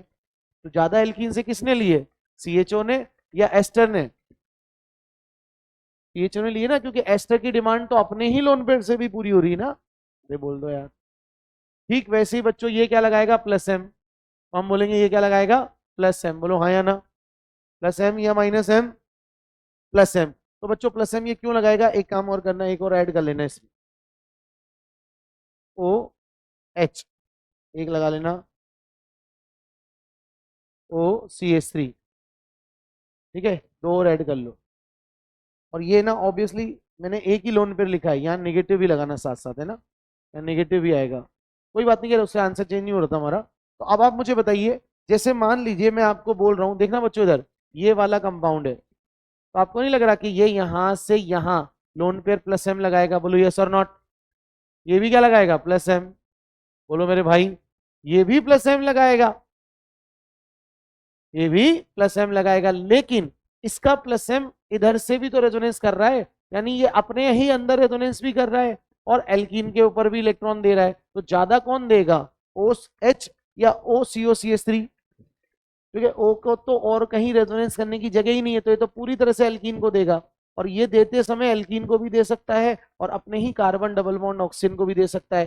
तो हमें किससे मतलब है, अंदर के अंदर रेजोनेंस से या सामने वाले के डोनेशन से, सामने वाले को कितना डोनेट किया इससे मैटर ना, उससे ही तो एक्सटेंट निकलेगा कि कितना ज्यादा +m लगा।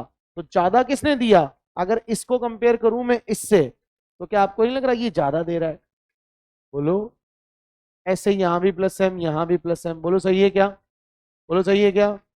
अच्छा ये भी क्या लगाएगा, +m, ये भी क्या लगाएगा, +m, बोलो मेरे भाई। लेकिन इसका +m ज्यादा होगा या इसका +m, फर्स्ट का या सेकंड का, क्योंकि ये तो पूरी तरह से दे नहीं पाएगा ना, ये तो अपने ही पाई बॉन्ड के साथ भी तो रेजोनेंस में चला जाएगा। नहीं आ रहा सर समझ में, सच्ची समझ में आ रहा है, पक्का। और अभी भी मैंने बताया था ये तो कुछ नहीं लगाता, ना +m ना -m, ओनली -i। अच्छा ये क्या करेगा, अपने d ऑर्बिटल में लगा लेगा, क्योंकि इसके पास p ऑर्बिटल है या d ऑर्बिटल भी है।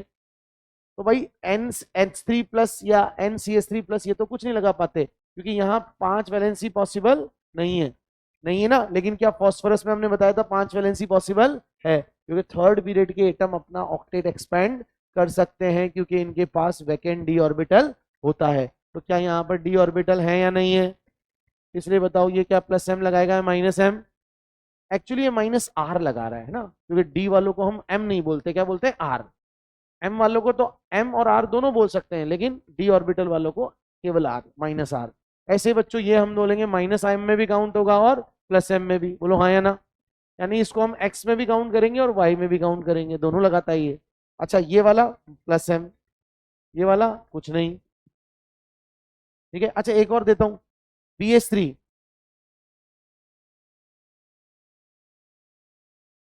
BH2 सॉरी, हाँ BH2, बोलो इसका क्या लगेगा, बताओ क्या इसके पास वैकेंट p ऑर्बिटल होता है, बोलो वैकेंट p ऑर्बिटल होता है नहीं होता है। तो आपने वैकेंट p ऑर्बिटल में सामने वाले के इलेक्ट्रॉन ले लेगा, यानी +m या -m, -m। बच्चों सारे एग्जांपल दिखवा दिए, जरा ध्यान से देख लो, बढ़िया से अच्छी क्वालिटी का क्वेश्चन हो गया। अब इसमें वो इतना बड़ा क्वेश्चन तो नहीं देगा, वो या तो केवल प्लस एम पूछेगा इतने सारों में से, या केवल माइनस एम पूछेगा। हमने दोनों करवा दिए, जो उसको पूछना वो पूछ ले भाई। बोलो सही है? तो फटाफट बताओ प्लस एम वाले कितने आए? प्लस एम वाले कितने आए? यहां से एक, फिर यहां से दो, तीन, चार, एनओ में काउंट हो जाएगा चार, फिर पांच, छ, सात। तो एक्स की वैल्यू मेरी आ रही है सात, अपडेटेड। हालांकि आपने जो आंसर दिया था उसमें कुछ एग्जाम्पल मैंने कम किए थे, तो आप भी अपने आंसर को मैच करवा लेना कि उतने हिसाब से आपका भी सही था या नहीं था। और माइनस एम कितने हो जाएंगे? माइनस एम ग्रुप्स कितने हो जाएंगे? बोलो। देखो यहां पर ये माइनस एम एक, दो, तीन, फिर यहां पर ये चार। माइनस एम माइनस आर दोनों को काउंट करना था, है ना? तो चार, ठीक है। चार के बाद ये इसमें भी काउंट होएगा पांच, पांच पांच पांच पांच पांच पांच पांच छ। बोलो बेटा सही है क्या? समझ में आ गया क्या? आपने एक बात नोटिस की हो, एक ट्रिक बता दूं मैं आपको, कि अगर किसी के पास लोन पेयर आ रहा है, ऐसे याद रखो, अगर किसी एटम के पास लोन पेयर आ रहा है या किसी एटम के पास नेगेटिव आ रहा है, तो बच्चों याद रखना, ऐसा वैलेंसी जब भी एल्कीन या बेंजीन से जुड़ेगी तो ये हमेशा प्लस एम तो शो करेगा ही सही। क्या शो करेगा? Plus M. जबकि ऐसी वैलेंसी जिसमें ए के साथ डबल बॉन्ड बी बन रहा हो या ए के साथ ट्रिपल बॉन्ड बी बन रहा हो, इसमें अगर इलेक्ट्रोनेगेटिविटी ए की कम है और बी की ज्यादा है, तो ऐसा ग्रुप क्या शो करेगा? Minus M. जैसे साइनाइड को देखो, साइनाइड, अभी देखो, ये देखो A double bond B, A triple bond B, और पीछे वाले की इलेक्ट्रोनेगेटिविटी ज्यादा है तो वो खींच लेगा ना। बोलो यार। तो ये भी एक ट्रिक हो सकती है कि इस तरह से भी हम सॉल्व कर सकते हैं। बढ़िया क्वेश्चन था प्लस एम माइनस एम। ये मैंने ढंग से सिखाया है क्योंकि पूरे साल भर आप परेशान रहते हो, और मेरे बच्चे कभी परेशान नहीं रहते। मैंने हमेशा नोटिस किया है, जिन बच्चों को मैं 12th में पढ़ाता हूँ 11th में मैंने नहीं पढ़ाया। मैं इसलिए बोल रहा हूँ क्योंकि 12th में मैंने नहीं, 11th तो जीओसी हो चुकी होती है, तो वो अक्सर बोलते हैं sir plus M minus M आप बोलते हो समझ निकलता ही नहीं है। या जो बच्चे क्लास में एबसेंट है मान लो आज, और वो किसी कारण से रिकॉर्डिंग में मान लो नहीं देखेंगे, छूट गई और लाइट में ले लिया, और वो बच्चे पूरे साल भर कभी ना कभी प्लस एम माइनस एम में परेशान रहते हैं। इवन उनको मीजोमेरिक और रेजोनेंस में अंतर भी पता नहीं होता है।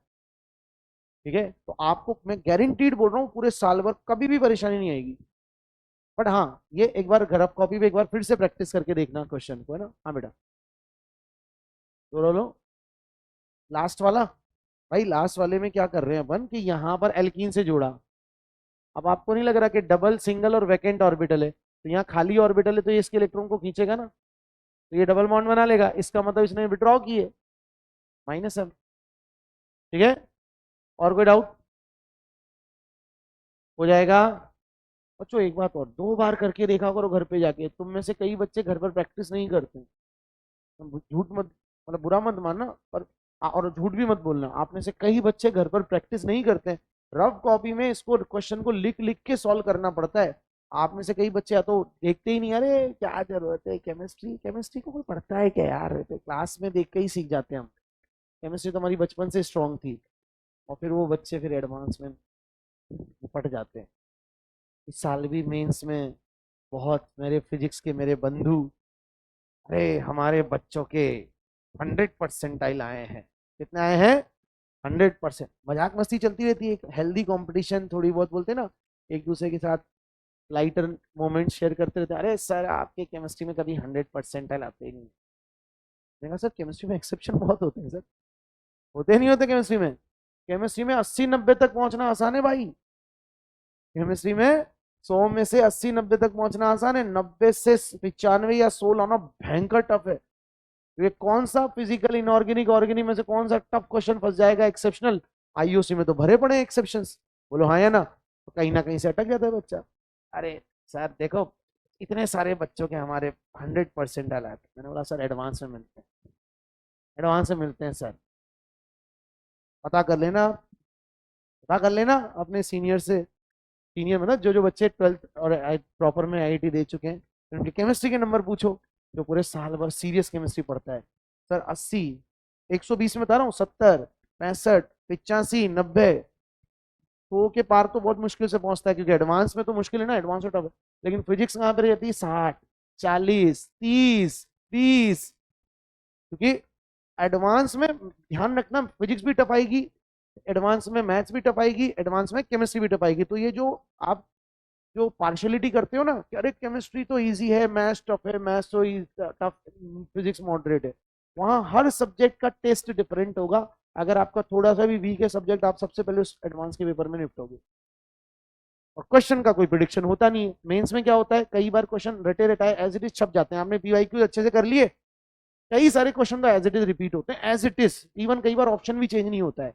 एडवांस ऐसा कभी नहीं करता है, ज्यादातर केस में ऑप्शंस पूरे फ्रेश होंगे, डेटा पूरे बदले हुए होंगे, कॉन्सेप्ट की मिक्सिंग भी नए टाइप की होगी। तो आपको on the spot IQ check होगा, ऑन द स्पॉट आपकी नॉलेज टेस्ट होगी। अब जिसने साल भर ढंग से पढ़ा है उसको तो दिख रहा है यार ये तो मेरे को आता है, ये भी मेरे को आता है, कर लेगा, और धीरे धीरे करते हुए। और ज्यादा भी क्वेश्चन नहीं होते, 16 होते हैं मात्र। मेंस में एक पेपर में कितने क्वेश्चन होते हैं, 25। एडवांस में कितने होते हैं, 16। वैसे 18 होते थे, इस साल 16 ही कर दिए, 16 18 जितने भी है। लेकिन एक ही क्वेश्चन 4 4 क्वेश्चन के बराबर, 5 5 क्वेश्चन के बराबर होता है मेंस के। होता है कि नहीं होता, टफ होता है। लेकिन जिस बच्चे का कॉन्फिडेंस है और जो बच्चा बेसिक से ये छोटी छोटी बातें समझ रहा है, घर पर जाके रफ कॉपी में पढ़ रहा है, वो फिर भाई साहब उड़ा के रख देता है, छक्के पे छक्के, छक्के पे छक्के। समझ लो ना, फ्रंट फुट पे आके सीधा फुल टॉस लेगा और सीधा मारेगा बाउंड्री के पार। इसलिए बोल रहा हूँ साल भर इन बेसिक चीजों को समझते हुए चलो। अब केवल आंसर निकालना है और मेंस बेस्ड क्वेश्चन निकालने, तो भाई तुम कोटा फिर गलत आ गए हो। वो तो तुम वहीं बैठे बैठे भी निकाल लेते, थोड़ा सा ज्यादा निकाल लोगे कोटा में आने के बाद। जैसे होता है ना कि यहाँ घर बैठे बैठे 200 नंबर आप निकाल लेते, 200 क्वेश्चन मार्क्स ले आते, 180 ले आते घर बैठे बैठे। मतलब बिना पढ़े नहीं बोल रहा हूँ मैं, ये नहीं कि फिर से वो सोच लो कि अच्छा ऐसे हो जाता है क्या, एल जबरदस्ती बैग पैक करके फीस जमा करवाया। मतलब वहां पढ़ते नॉर्मल पढ़ते, थोड़ी घर पर पीवाईक्यूज प्रैक्टिस करते रहते, लेकिन यहाँ पर हम उसको क्वालिटिकल सिखा रहे हैं। तो यहाँ 200 से 250, 250 से 250, 300 की तरफ कैसे बढ़ा जाए। अब देखो यार वो तो बच्चे के ऊपर भी डिपेंड करता है। बच्चा अगर मान लो बहुत सीरियस है और तीनों सब्जेक्ट में इक्वली मेहनत कर रहा है, तो फिर वो 300 की तरफ बढ़ेगा, क्योंकि एक सब्जेक्ट के दम पे तो कोई भी आईआईटी या एनआईटी नहीं मिल सकती आप। एम आई राइट और रॉन्ग। तो समझो बात को, बेसिक्स को पकड़ो, ये कैसे आया, ये क्यों आया, इसको रफ कॉपी में लिख लिख के देखा करो। आप में से कई बच्चे मैं देखता हूँ घर पर केमिस्ट्री का रिवीजन करते ही नहीं है। तो जैसे मैथ्स में आपको कोई टीचर पढ़ाता है तो आप क्या करते हो, करते हो ना, आप घर पे जाके रफ कॉपी में उस क्वेश्चन को दोबारा सॉल्व करोगे, फिर उससे रिलेटेड डीपीपीस करोगे, यही करते हो। अब यहाँ आप क्या करते हो, सीधा ही डीपीपी उठाते हो। और कई बार तो बच्चे डीपीपी भी नहीं उठाते हो, जेम्स बॉन्ड मानते हैं अपने को, बोले मैं तो ऐसे ही कर लूंगा। फिर वो वहां पे दिखता है मेंस और एडवांस में क्या डिफरेंस है। और इवन आजकल बच्चों मेंस के भी क्वेश्चन, कुछ क्वेश्चंस 20-30% अच्छे लेवल के आने लग गए हैं। तो अब आप मेंस को भी ऐसे ग्रांटेड नहीं ले सकते। जैसे ना नीट वालों की बुरा लग गया था एनटीए में कि अच्छा नीट में हम लोग ऐसे ही पढ़ाते हैं, लो भाई आ जाएंगे पेपर डाल देंगे। तो इस बार फिजिक्स ने उड़ाया नहीं उड़ाया नीट में। तो भाई हो सकता है कि अब की बार मेंस वाले भी बुरा मान जाए कि अच्छा भाई मेंस की बहुत बीच बीच में थू थू होती रहती है कि ऐसे क्वेश्चन डाल दिए वैसे डाल दिए। तो मेंस तुरंत फिर हो सकता है गियर चेंज कर ले अपना, सेकंड से सीधा 6 गियर, माइकल शुमाकर। यस और नॉट। आजकल तो पता है हैमिल्टन ज्यादा चल रहा है ना, ये सर। तो पॉइंट इज अच्छे से पढ़े, सीरियस पढ़े, और अभी ही सही क्वालिटी के लिए घर पर रिवीजन थ्योरी को सीरियस रफ कॉपी में लिख लिख के उसको रिसर्च की तरह पढ़े। जो सर ने जो सिखाया उसको मुझे रिसर्च करना है। रिसर्च मतलब उसी को नया कुछ कॉन्सेप्ट नहीं बनाना है, ये नहीं कि एक नए क्वेश्चन खुद ही बनाने लग जाओ। आपको वो जो पढ़ा है उसको रिसर्च करो कि क्यों हुआ, एक एक पॉइंट को समझो रफ कॉपी में लिख लिख कर, थ्योरी को एक एक बार, एक एक पॉइंट को पकड़ो क्या बोलना चाह रहे हैं। आप देखोगे फिर आपको क्वेश्चन को करने का लेवल ही चेंज हो जाएगा, मजा आएगा आपको। चले बच्चों आगे, चलो हेडिंग डाल लो फटा, ये नोट कर लेना, देख लो की पॉइंट। ठीक है, इस तरह का या इस तरह का केस आ जाए कि कोई ए एटम है जिसके पास कोई वैकेंट पी और डी ऑर्बिटल आ जाए। बताओ ए के पास अगर वैकेंट पी ऑर्बिटल या वैकेंट डी ऑर्बिटल हो तो भी क्या वो -m लगा लेगा, बोलो। तो खींच लेगा, जैसे BS3 अभी बताया था मैंने। और लोन पेयर और नेगेटिव चार्ज वाला क्या लगाएंगे, +m।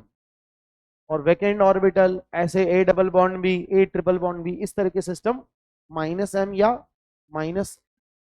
-r लगाएंगे, और ऐसे +m या प्लस आर लगाएंगे। बोलो सही है? बोलो, जोर से तो बोल दो। चलिए हेडिंग डाल लीजिए फटाफट से, एरोमेटिसिटी।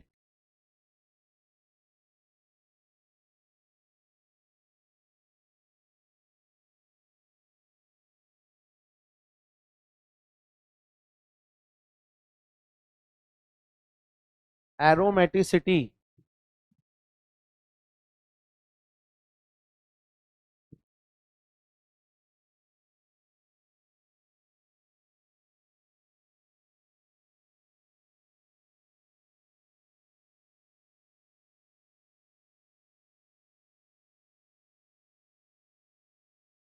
चलें आगे। चलिए,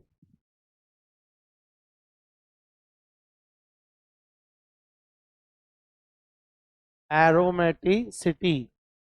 बच्चों एरोमेटिसिटी क्या है, जरा लॉजिक समझना। कोई भी कंपाउंड को हकल ने 3 पार्ट में डिवाइड किया था। कोई भी कंपाउंड को हकल ने कितने पार्ट में डिवाइड किया था? 3 पार्ट में। उसने कहा कि compound can be divided on the basis of aromaticity into 3 main parts. Aromatic, फटाफट फटाफट लिखना। Aromatic, non aromatic, non aromatic, और लास्ट में anti aromatic. Is that clear और नॉट? जोर से बोलना पड़ेगा, जोर से बोलना पड़ेगा। 3 पार्ट कौन कौन से हैं? Aromatic, non aromatic, anti aromatic. बच्चों यहां पर हम बोलते हैं एरोमेटिक कंपाउंड वो होते हैं जो थोड़ा ज्यादा ही स्टेबल होते हैं, एक्स्ट्रा स्टेबल। उसने कहा कि कुछ कंपाउंड की जो स्टेबिलिटी थी वो यूजुअली ज्यादा थी, मतलब नॉर्मल कंपाउंड से अनयूजुअली ज्यादा थी, है ना, ज्यादा स्टेबल थे। कुछ कंपाउंड एक्स्ट्रा अनस्टेबल थे। क्या थे? Unstable, unstable. तो याद रखना एंटी एरोमेटिक कंपाउंड बच्चों, किसने? हकल्स ने। अकॉर्डिंग टू हकल, सही है कि एंटी एरोमेटिक कंपाउंड्स, हकल एक साइंटिस्ट था, अभी हकल्स रूल बताने भी वाला हूं, डोंट वरी। उसने कहा कि हकल्स के अकॉर्डिंग कुछ कंपाउंड रूम टेम्परेचर पर अनस्टेबल हैं, unstable at room temperature. RT मतलब, आरटी मतलब रूम टेम्परेचर। और ये इसका रीजन उसने पाया due to unpairing, due to unpairing of electron, due to unpairing of electron. बच्चों इलेक्ट्रॉन की अनपेयरिंग, ये याद रखना भाई स्टेटमेंट, क्योंकि 2 बार क्वेश्चन आ चुका है। यही एडवांस में भी और मेंस में दो 2 बार आ चुका है, और एडवांस में 1 बार। कि भाई बताइए इनमें से कौन सा compound unstable at room temperature. तो बच्चों को समझ में नहीं आया कि क्या पूछ रहा है, aromatic, anti aromatic, non aromatic. तो जब भी ऐसा लिखा हुआ है कि अनस्टेबल है एट रूम टेम्परेचर, मतलब आप क्या समझ जाओगे वो क्या पूछना चाह रहा है? क्या पूछना चाह रहा है? क्या पूछना चाह रहा है? इधर ध्यान दो, बोर्ड पर नोट करने की एक्टिंग मत करो। इधर देखो मेरी तरफ, जब मैं पढ़ा रहा होता हूँ ना तो नीचे मत देखा करो। एक तो मैं कई बच्चों को ना हैबिट आदि अच्छी डालो अपनी, जब टीचर बात कर रहा है तो आपका ध्यान कहाँ होना चाहिए? और नोट भी कर रहे हो तो 1 सेकंड के लिए नीचे देखा करो, 1-2 सेकंड के लिए बस। बहुत देर तक सर नीचे झुकाए बोल दो, कानों से उतना समझ में नहीं आएगा जितना आंखों कानों से दोनों से समझ में आएगा। समझ रहे हो? ध्यान दो। तो मैंने कहा कि एंटी एरोमेटिक कंपाउंड्स ने कौन से बताए? जो कंपाउंड अनस्टेबल है eight room temperature. Is that clear? बोलो मेरे भाई। तो उसने कहा ऐसा क्यों हो रहा है कि उसने नोटिस किया कि पेयरिंग नहीं हो पा रही, इलेक्ट्रॉन बॉन्ड नहीं बना पा रहा। क्या नहीं बना पा रहा? बॉन्ड। जैसे साइक्लोब्यूटाडाइन, तो उसने नोटिस किया कि साइक्लोब्यूटाडाइन में ये बॉन्ड होना चाहिए था, हम बनाते भी हैं साइक्लोब्यूटाडाइन, लेकिन उसने नोटिस किया बच्चों कि वो ऐसे अनपेयरिंग में चले जाते हैं। किसमें चले जाते हैं? अनपेयरिंग में, इसलिए वो स्टेबल नहीं है। अभी समझाऊंगा मैं इसको एंटी एरोमेटिक क्यों है ये, बट अनपेयरिंग समझ में आ गई। अब उसने कहा भाई कौन से कंपाउंड है, उससे पूछा भाई बताओ, बताओ भाई साहब आपके अकॉर्डिंग पे एरोमेटिक नॉन एरोमेटिक क्या है। तो उसने कहा वो कंपाउंड जो साइक्लिक हो, वो कंपाउंड जो प्लेनर हो, साइक्लिक हो, प्लेनर हो, और कितने पाई इलेक्ट्रॉन कैरी करे? 4n+2 pi electrons. 4n+2 pi electrons, E minus मतलब इलेक्ट्रॉन्स। अब बच्चों आप ही मुझे बताइए 4n+2 पाई इलेक्ट्रॉन का मतलब कितने पाई इलेक्ट्रॉन हो जाएंगे? अगर मैं आपसे कह रहा हूं कि n की वैल्यू आपको 0, यहाँ लिख देता हूँ, यहीं लिख देता हूँ, n की value 0, 1, 2, 3 dash dash dash dash रखनी है, तो बताओ n की वैल्यू अगर 0 रखोगे तो 4 × 0, 4 × 0 0, 0 + 2 यानी कितने पाई इलेक्ट्रॉन आ गए 2। 4 × 1, n की वैल्यू 1 रख दो, 4 की वैल्यू 4 × 1, 4 + 2, 4 इसकी n की वैल्यू 2 रखो, 10, 3 रखो, 14 हो जाएगा। अरे 4 × 3 का रखोगे तो 4 3 जा 12, 12 + 2 14, ऐसे 4 रखोगे 18 और रखोगे, बोलो हाँ या ना। मतलब इतने पाई इलेक्ट्रॉन अगर आ जाएं, कितने पाई इलेक्ट्रॉन आ जाए 4, 2, 6, 10, 14, 18, 22, कितने आ जाए 2, 6, 10, 14, 18, 22, कितने इलेक्ट्रॉन आ जाए 2, 6, 10, 14, 18, 22 pi electron with cyclic planar. Planar का मतलब क्या है, रिंग के पार्ट से मतलब है रिंग हैव sp2 और sp, रिंग के में जो हाइब्रिडाइजेशन होना चाहिए वो क्या होना चाहिए sp2 और sp एटम, क्योंकि sp एटम प्लेनर तो नहीं होता लेकिन लीनियर होता है, तो एक लीनियर एटम भी तो सेम प्लेन में मेंटेन कर सकता है अपने आप को। तो उसने कहा कि भाई अगर रिंग में sp2 या sp कार्बन है, sp2 या sp कार्बन है या एटम है, और साथ में रिंग प्लेनर है और साथ में साइक्लिक है और 4n + 2 पाई इलेक्ट्रॉन कैरी कर रही है, मतलब इतने पाई इलेक्ट्रॉन कैरी कर रही है, तो वो एरोमेटिक होगा। क्या होगा, फिर उससे पूछा अच्छा फिर इसमें, तो उसने कहा देखो साइक्लिक इसमें भी होना चाहिए, प्लेनर इसमें भी होना चाहिए, लेकिन इसमें 4n पाई इलेक्ट्रॉन होने चाहिए। कितने पाई इलेक्ट्रॉन, कितने pi electron 4n pi electron. यहाँ पाई की वैल्यू कितनी रखने वाले हैं अपन, याद रखना 4n, ये n कर दे, 4n पाई इलेक्ट्रॉन, एक 4n पाई इलेक्ट्रॉन। बोलो बेटा समझ में आ रहा है क्या, समझ में आ रहा है क्या। तो 4n में n की वैल्यू कितनी रखोगे 1, 2, 3, 4 dash dash dash dash dash dash. तो यहां पर बताइए n की वैल्यू अगर आपने 4 रखी तो, सॉरी 1 रखी तो, अच्छा यहां मैंने n की वैल्यू 0 रखी है, यहां मैंने 0 क्यों नहीं रखी, पाई इलेक्ट्रॉन फिर तो 0 हो जाएंगे ना, यहाँ तो 0 रखने पर भी 2 पाई इलेक्ट्रॉन आ रहे हैं, तो यहाँ पर हमें कितना रखनी है 1, 2, 3, 4 है ना। तो यहाँ पर आप मुझे बताइए कि ये आपका कितना हो जाएगा 1, 4 हो जाएगा, 4 × 1 4, फिर 8, 4 × 2 8, 4 × 3 4 × 4, पक्का। फिर ऐसे आगे देखोगे तो 20 एटसेट्रा, इतने पाई इलेक्ट्रॉन आ रहे हैं, कंपाउंड क्या हो जाएगा एंटी एरोमेटिक। क्या हो जाएगा, क्या हो जाएगा, और जो कंपाउंड एरोमेटिक में फिट नहीं हुआ, एंटी एरोमेटिक में फिट नहीं हुआ, वो चला जाएगा नॉन एरोमेटिक में। The compound which is neither aromatic nor anti aromatic is non veg, ठीक है, तो लिख लेना यहां पर नाइदर एरोमेटिक और एंटी एरोमेटिक। मतलब जो कंपाउंड एरोमेटिक भी ना हो और एंटी एरोमेटिक भी ना हो, एरोमेटिक भी ना हो, वो कहां चला जाएगा नॉन एरोमेटिक।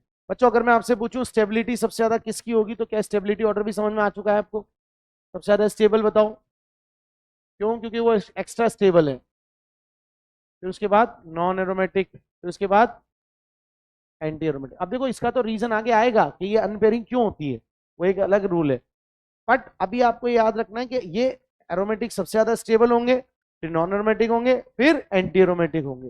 बोलो यार, एक फटाफट से क्वेश्चन दे दूं, ट्राई करोगे, चलिए हाँ जी,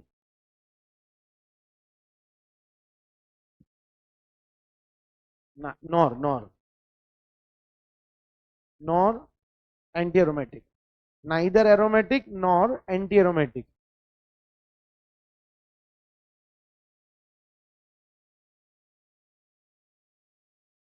आ रहे क्या समझ में, पक्का। आपको मैं कंपाउंड का एक बहुत सारा भंडार दे रहा हूँ, इसमें आपको बताना है कि एरोमेटिक है, नॉन एरोमेटिक है, एंटी एरोमेटिक, बता दोगे फटाफट। अब देखो ड्रॉपर के बच्चे हो तो मैं ये बार बार टिक, 11th में तो ऐसे करवाता हूँ, बताओ साइक्लिक है क्या तो टिक लगा दो, प्लेनर है क्या तो टिक लगा दो, पाई इलेक्ट्रॉन कितने हैं गिन के बता दो। क्या मैं इसकी जगह सीधा पूछ लूँ आपसे aromatic non aromatic anti aromatic बता दो, अभी मैं वही एग्जाम्पल दूंगा जो एक्सेप्शनल नहीं है, सिंपल है ना। तो अगली क्लास में फिर एक्सेप्शनल और थोड़ा और डिटेल में देखेंगे, तो अभी चलें आगे, नोट कर लिया, तो जरा फटाफट से बताओ X equals to aromatic compounds, Y equals to non aromatic compounds और Z is equal to anti aromatic compounds. बताइए X Y Z की वैल्यू क्या होगी। ठीक है, क्वेश्चन है भाई, ये ना फटाफट से कर देना, जितनी जल्दी करोगे उतनी जल्दी फ्री हो जाओगे। देखता हूँ कितने बच्चे जल्दी करते हैं फटाफट।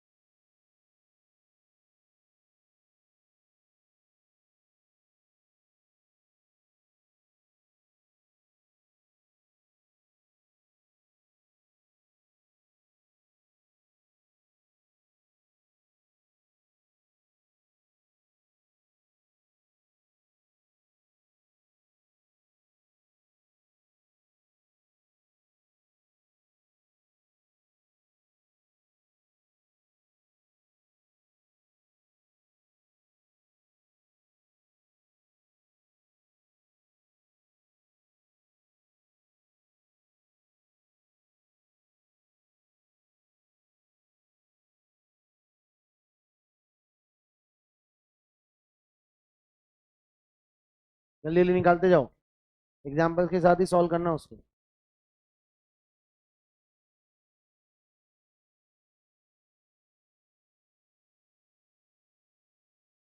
पाई बॉन्ड आ रहा है तो मोर इलेक्ट्रोनेगेटिव एटम की तरफ तोड़कर सोचना।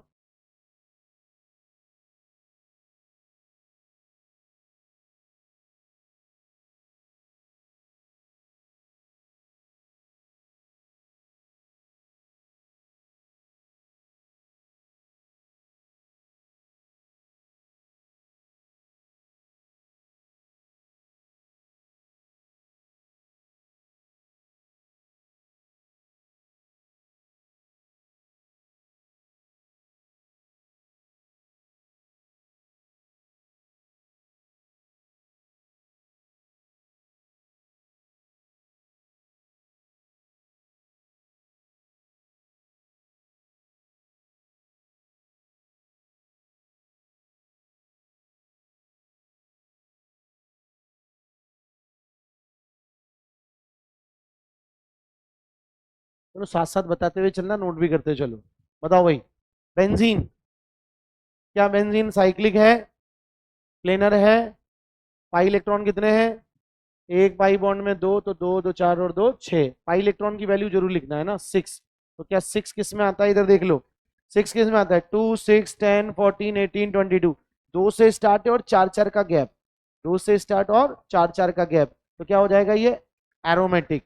और चार से स्टार्ट और चार की टेबल, 4 8 12 16 30, ये सब केस में आएगा एंटी एरोमेटिक। और साइक्लिक प्लेनर होना दोनों में मस्ट है। तो फटाफट से बताओ क्या ये एरोमेटिक होगा, जबकि यहाँ कितने पाई इलेक्ट्रॉन है, 4, तो बताओ ये क्या हो जाएगा, जल्दी बोलना। सारे बच्चे बोलेंगे तभी आगे बढ़ूंगा, वरना क्लास नहीं छोड़ूंगा। एरोमेटिक या एंटी एरोमेटिक, अगला बोलो। नॉन एरोमेटिक, यस और नॉट। ये भी, क्या पाई इलेक्ट्रॉन काउंट करके टाइम वेस्ट करोगे, भाई साइक्लिक ही नहीं है, साइक्लिक प्लेनर होना तो मस्ट था ना।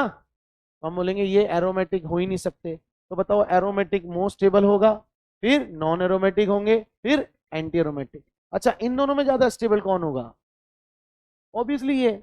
अब नॉन एरोमेटिक में एक में रेजोनेंस ज्यादा हो रहा है, double single double single double, और एक में कम हो रहा है रेजोनेंस, तो जहां रहा रेजोनेंस वहां ज्यादा स्टेबिलिटी। तो नॉन एरोमेटिक में भी तीन कैटेगरी बनाई जा सकती है, मोर रेजोनेंस, लेस रेजोनेंस और विदाउट रेजोनेंस। तीनों ही नॉन एरोमेटिक में स्टेबिलिटी बनाई जा सकती है ना। चलो खैर कोई बात नहीं, इसमें बताओ क्या ये नॉन एरोमेटिक होगा, sp3 कार्बन आ गया, तो बताओ रिंग साइक्लिक है बट प्लेनर नहीं है, बोलो हाँ या ना। बताओ अगला वाला, एंटी एरोमेटिक होगा, कितने पाई इलेक्ट्रॉन है, बताओ क्या p ऑर्बिटल है खाली, कौन सा ऑर्बिटल है, p ऑर्बिटल, 2p ऑर्बिटल है ना, तो कितने पाई इलेक्ट्रॉन है, दो और दो चार, चार पाई इलेक्ट्रॉन किस में आते हैं, एंटी एरोमेटिक में। ऐसे बताओ क्या नेगेटिव में कितने इलेक्ट्रॉन है, दो, तो क्या लोन पेयर रेजोनेंस में चला जाएगा तो sp2 हो जाएगा। तो बच्चों क्या यहाँ 6 पाई इलेक्ट्रॉन आ गए, मतलब ये क्या हो जाएगा एरोमेटिक। भाई 2 और 2 4 और 2 6, फटाफट बताते जाओ। बताओ ये क्या हो जाएगा नीचे वाला, एरोमेटिक हो जाएगा ना। कितने पाई इलेक्ट्रॉन है, 2, क्योंकि प्लस का मतलब 0 और यहाँ 2, एरोमेटिक। यहाँ ट्रोपाइलियम के टैन, इसका नाम क्या है ट्रोपाइलियम के टैन। कितने पाई इलेक्ट्रॉन है, 2 2 4 2 6 और प्लस में 0, तो 6 पाई इलेक्ट्रॉन किस में आएगा, एरोमेटिक। बताओ नाइट्रोजन का लोन पे रेजोनेंस में जाएगा, टोटल पाई इलेक्ट्रॉन कितने हो जाएंगे, 4, 4 पाई इलेक्ट्रॉन किस में आ जाएगा। जल्दी जल्दी करना है बेटा, इसको प्रैक्टिस है ना, क्योंकि एक बार फटाफट से मैकेनिज्म में आपको तुरंत चेक करना पड़ेगा, aromatic non aromatic anti aromatic. ऐसे बताओ बोरोन, क्या बोरोन के पास एक वैकेंट पी ऑर्बिटल होता है, ऐसे बना दो या ऐसे बना दो, आपकी चॉइस। sp2 हाइब्रिडाइज्ड है, तो यहाँ पे बोलूंगा 2 पाई इलेक्ट्रॉन, मतलब क्या हो जाएगा एरोमेटिक। बोलो हाँ या ना। इस तरह के बॉन्ड को रिंग के बाहर है तो आप याद रखना मोर इलेक्ट्रोनेगेटिव एटम की तरफ तोड़ दो। तो बताओ रिंग जो है वो क्या प्लस चार्ज कैरी कर रही है, मतलब एरोमेटिक आ जाएगी, क्योंकि रिंग में कितने पाई इलेक्ट्रॉन है, 2। रिंग में कितने पाई इलेक्ट्रॉन है, 2। ऐसे बताओ इस बॉन्ड को भी इधर तोड़ दोगे माइनस प्लस, रिंग में कितने चार्ज इलेक्ट्रॉन आ जाएंगे, 6। 1 2 3 4 5 6, 6 पाई इलेक्ट्रॉन किसमें आ जाएगा, एरोमेटिक। बोलो हाँ या ना। इसमें यहां तक कोई डाउट, पक्का कंफर्म। अच्छा इसमें भी बताइए, इसको इधर तोड़ देंगे प्लस माइनस, इधर तोड़ देंगे प्लस माइनस, बताओ कितने पाई इलेक्ट्रॉन आ गए, 2। 2 किस में आते हैं, 2 6 10 14 18, ये सब एरोमेटिक में। ऐसे बच्चों यहाँ कितने पाई इलेक्ट्रॉन आ गए, 2 प्लस में 0 0, तो 2 ही आ गए। यहाँ कितने आ गए, 6, क्योंकि नेगेटिव में कितने होते हैं, 2, तो 6 पाई इलेक्ट्रॉन, तो ये भी एरोमेटिक, ये भी एरोमेटिक। बोलो हाँ या ना। ये भी एरोमेटिक, क्योंकि लोन पे रेजोनेंस में होगा या नहीं होगा, होगा। एक ही लोन पे रेजोनेंस कर सकता है, किसी भी एटम का एक ही लोन पे रेजोनेंस कर सकता है, तो ये भी क्या हो जाएगा प्लस चार्ज। कितने पाई इलेक्ट्रॉन हो जाएंगे, 6, क्या हो जाएगा एरोमेटिक। और यहाँ भी क्या हो जाएगा एरोमेटिक, नहीं एंटी एरोमेटिक। एंटी एरोमेटिक क्यों, क्योंकि पाई इलेक्ट्रॉन कितने हो गए, 4, 4 हो गए ना, 2 और 2 4। बोलो हाँ या ना। एक्स की वैल्यू बोलो कितनी आई, जल्दी बोलो एरोमेटिक, 1 2, ऊपर 3 4 5 6 7, आप निकाल लेना है, निकाल लोगे ना, निकाल के मुझे अगली क्लास में बता देना। Thank you so much.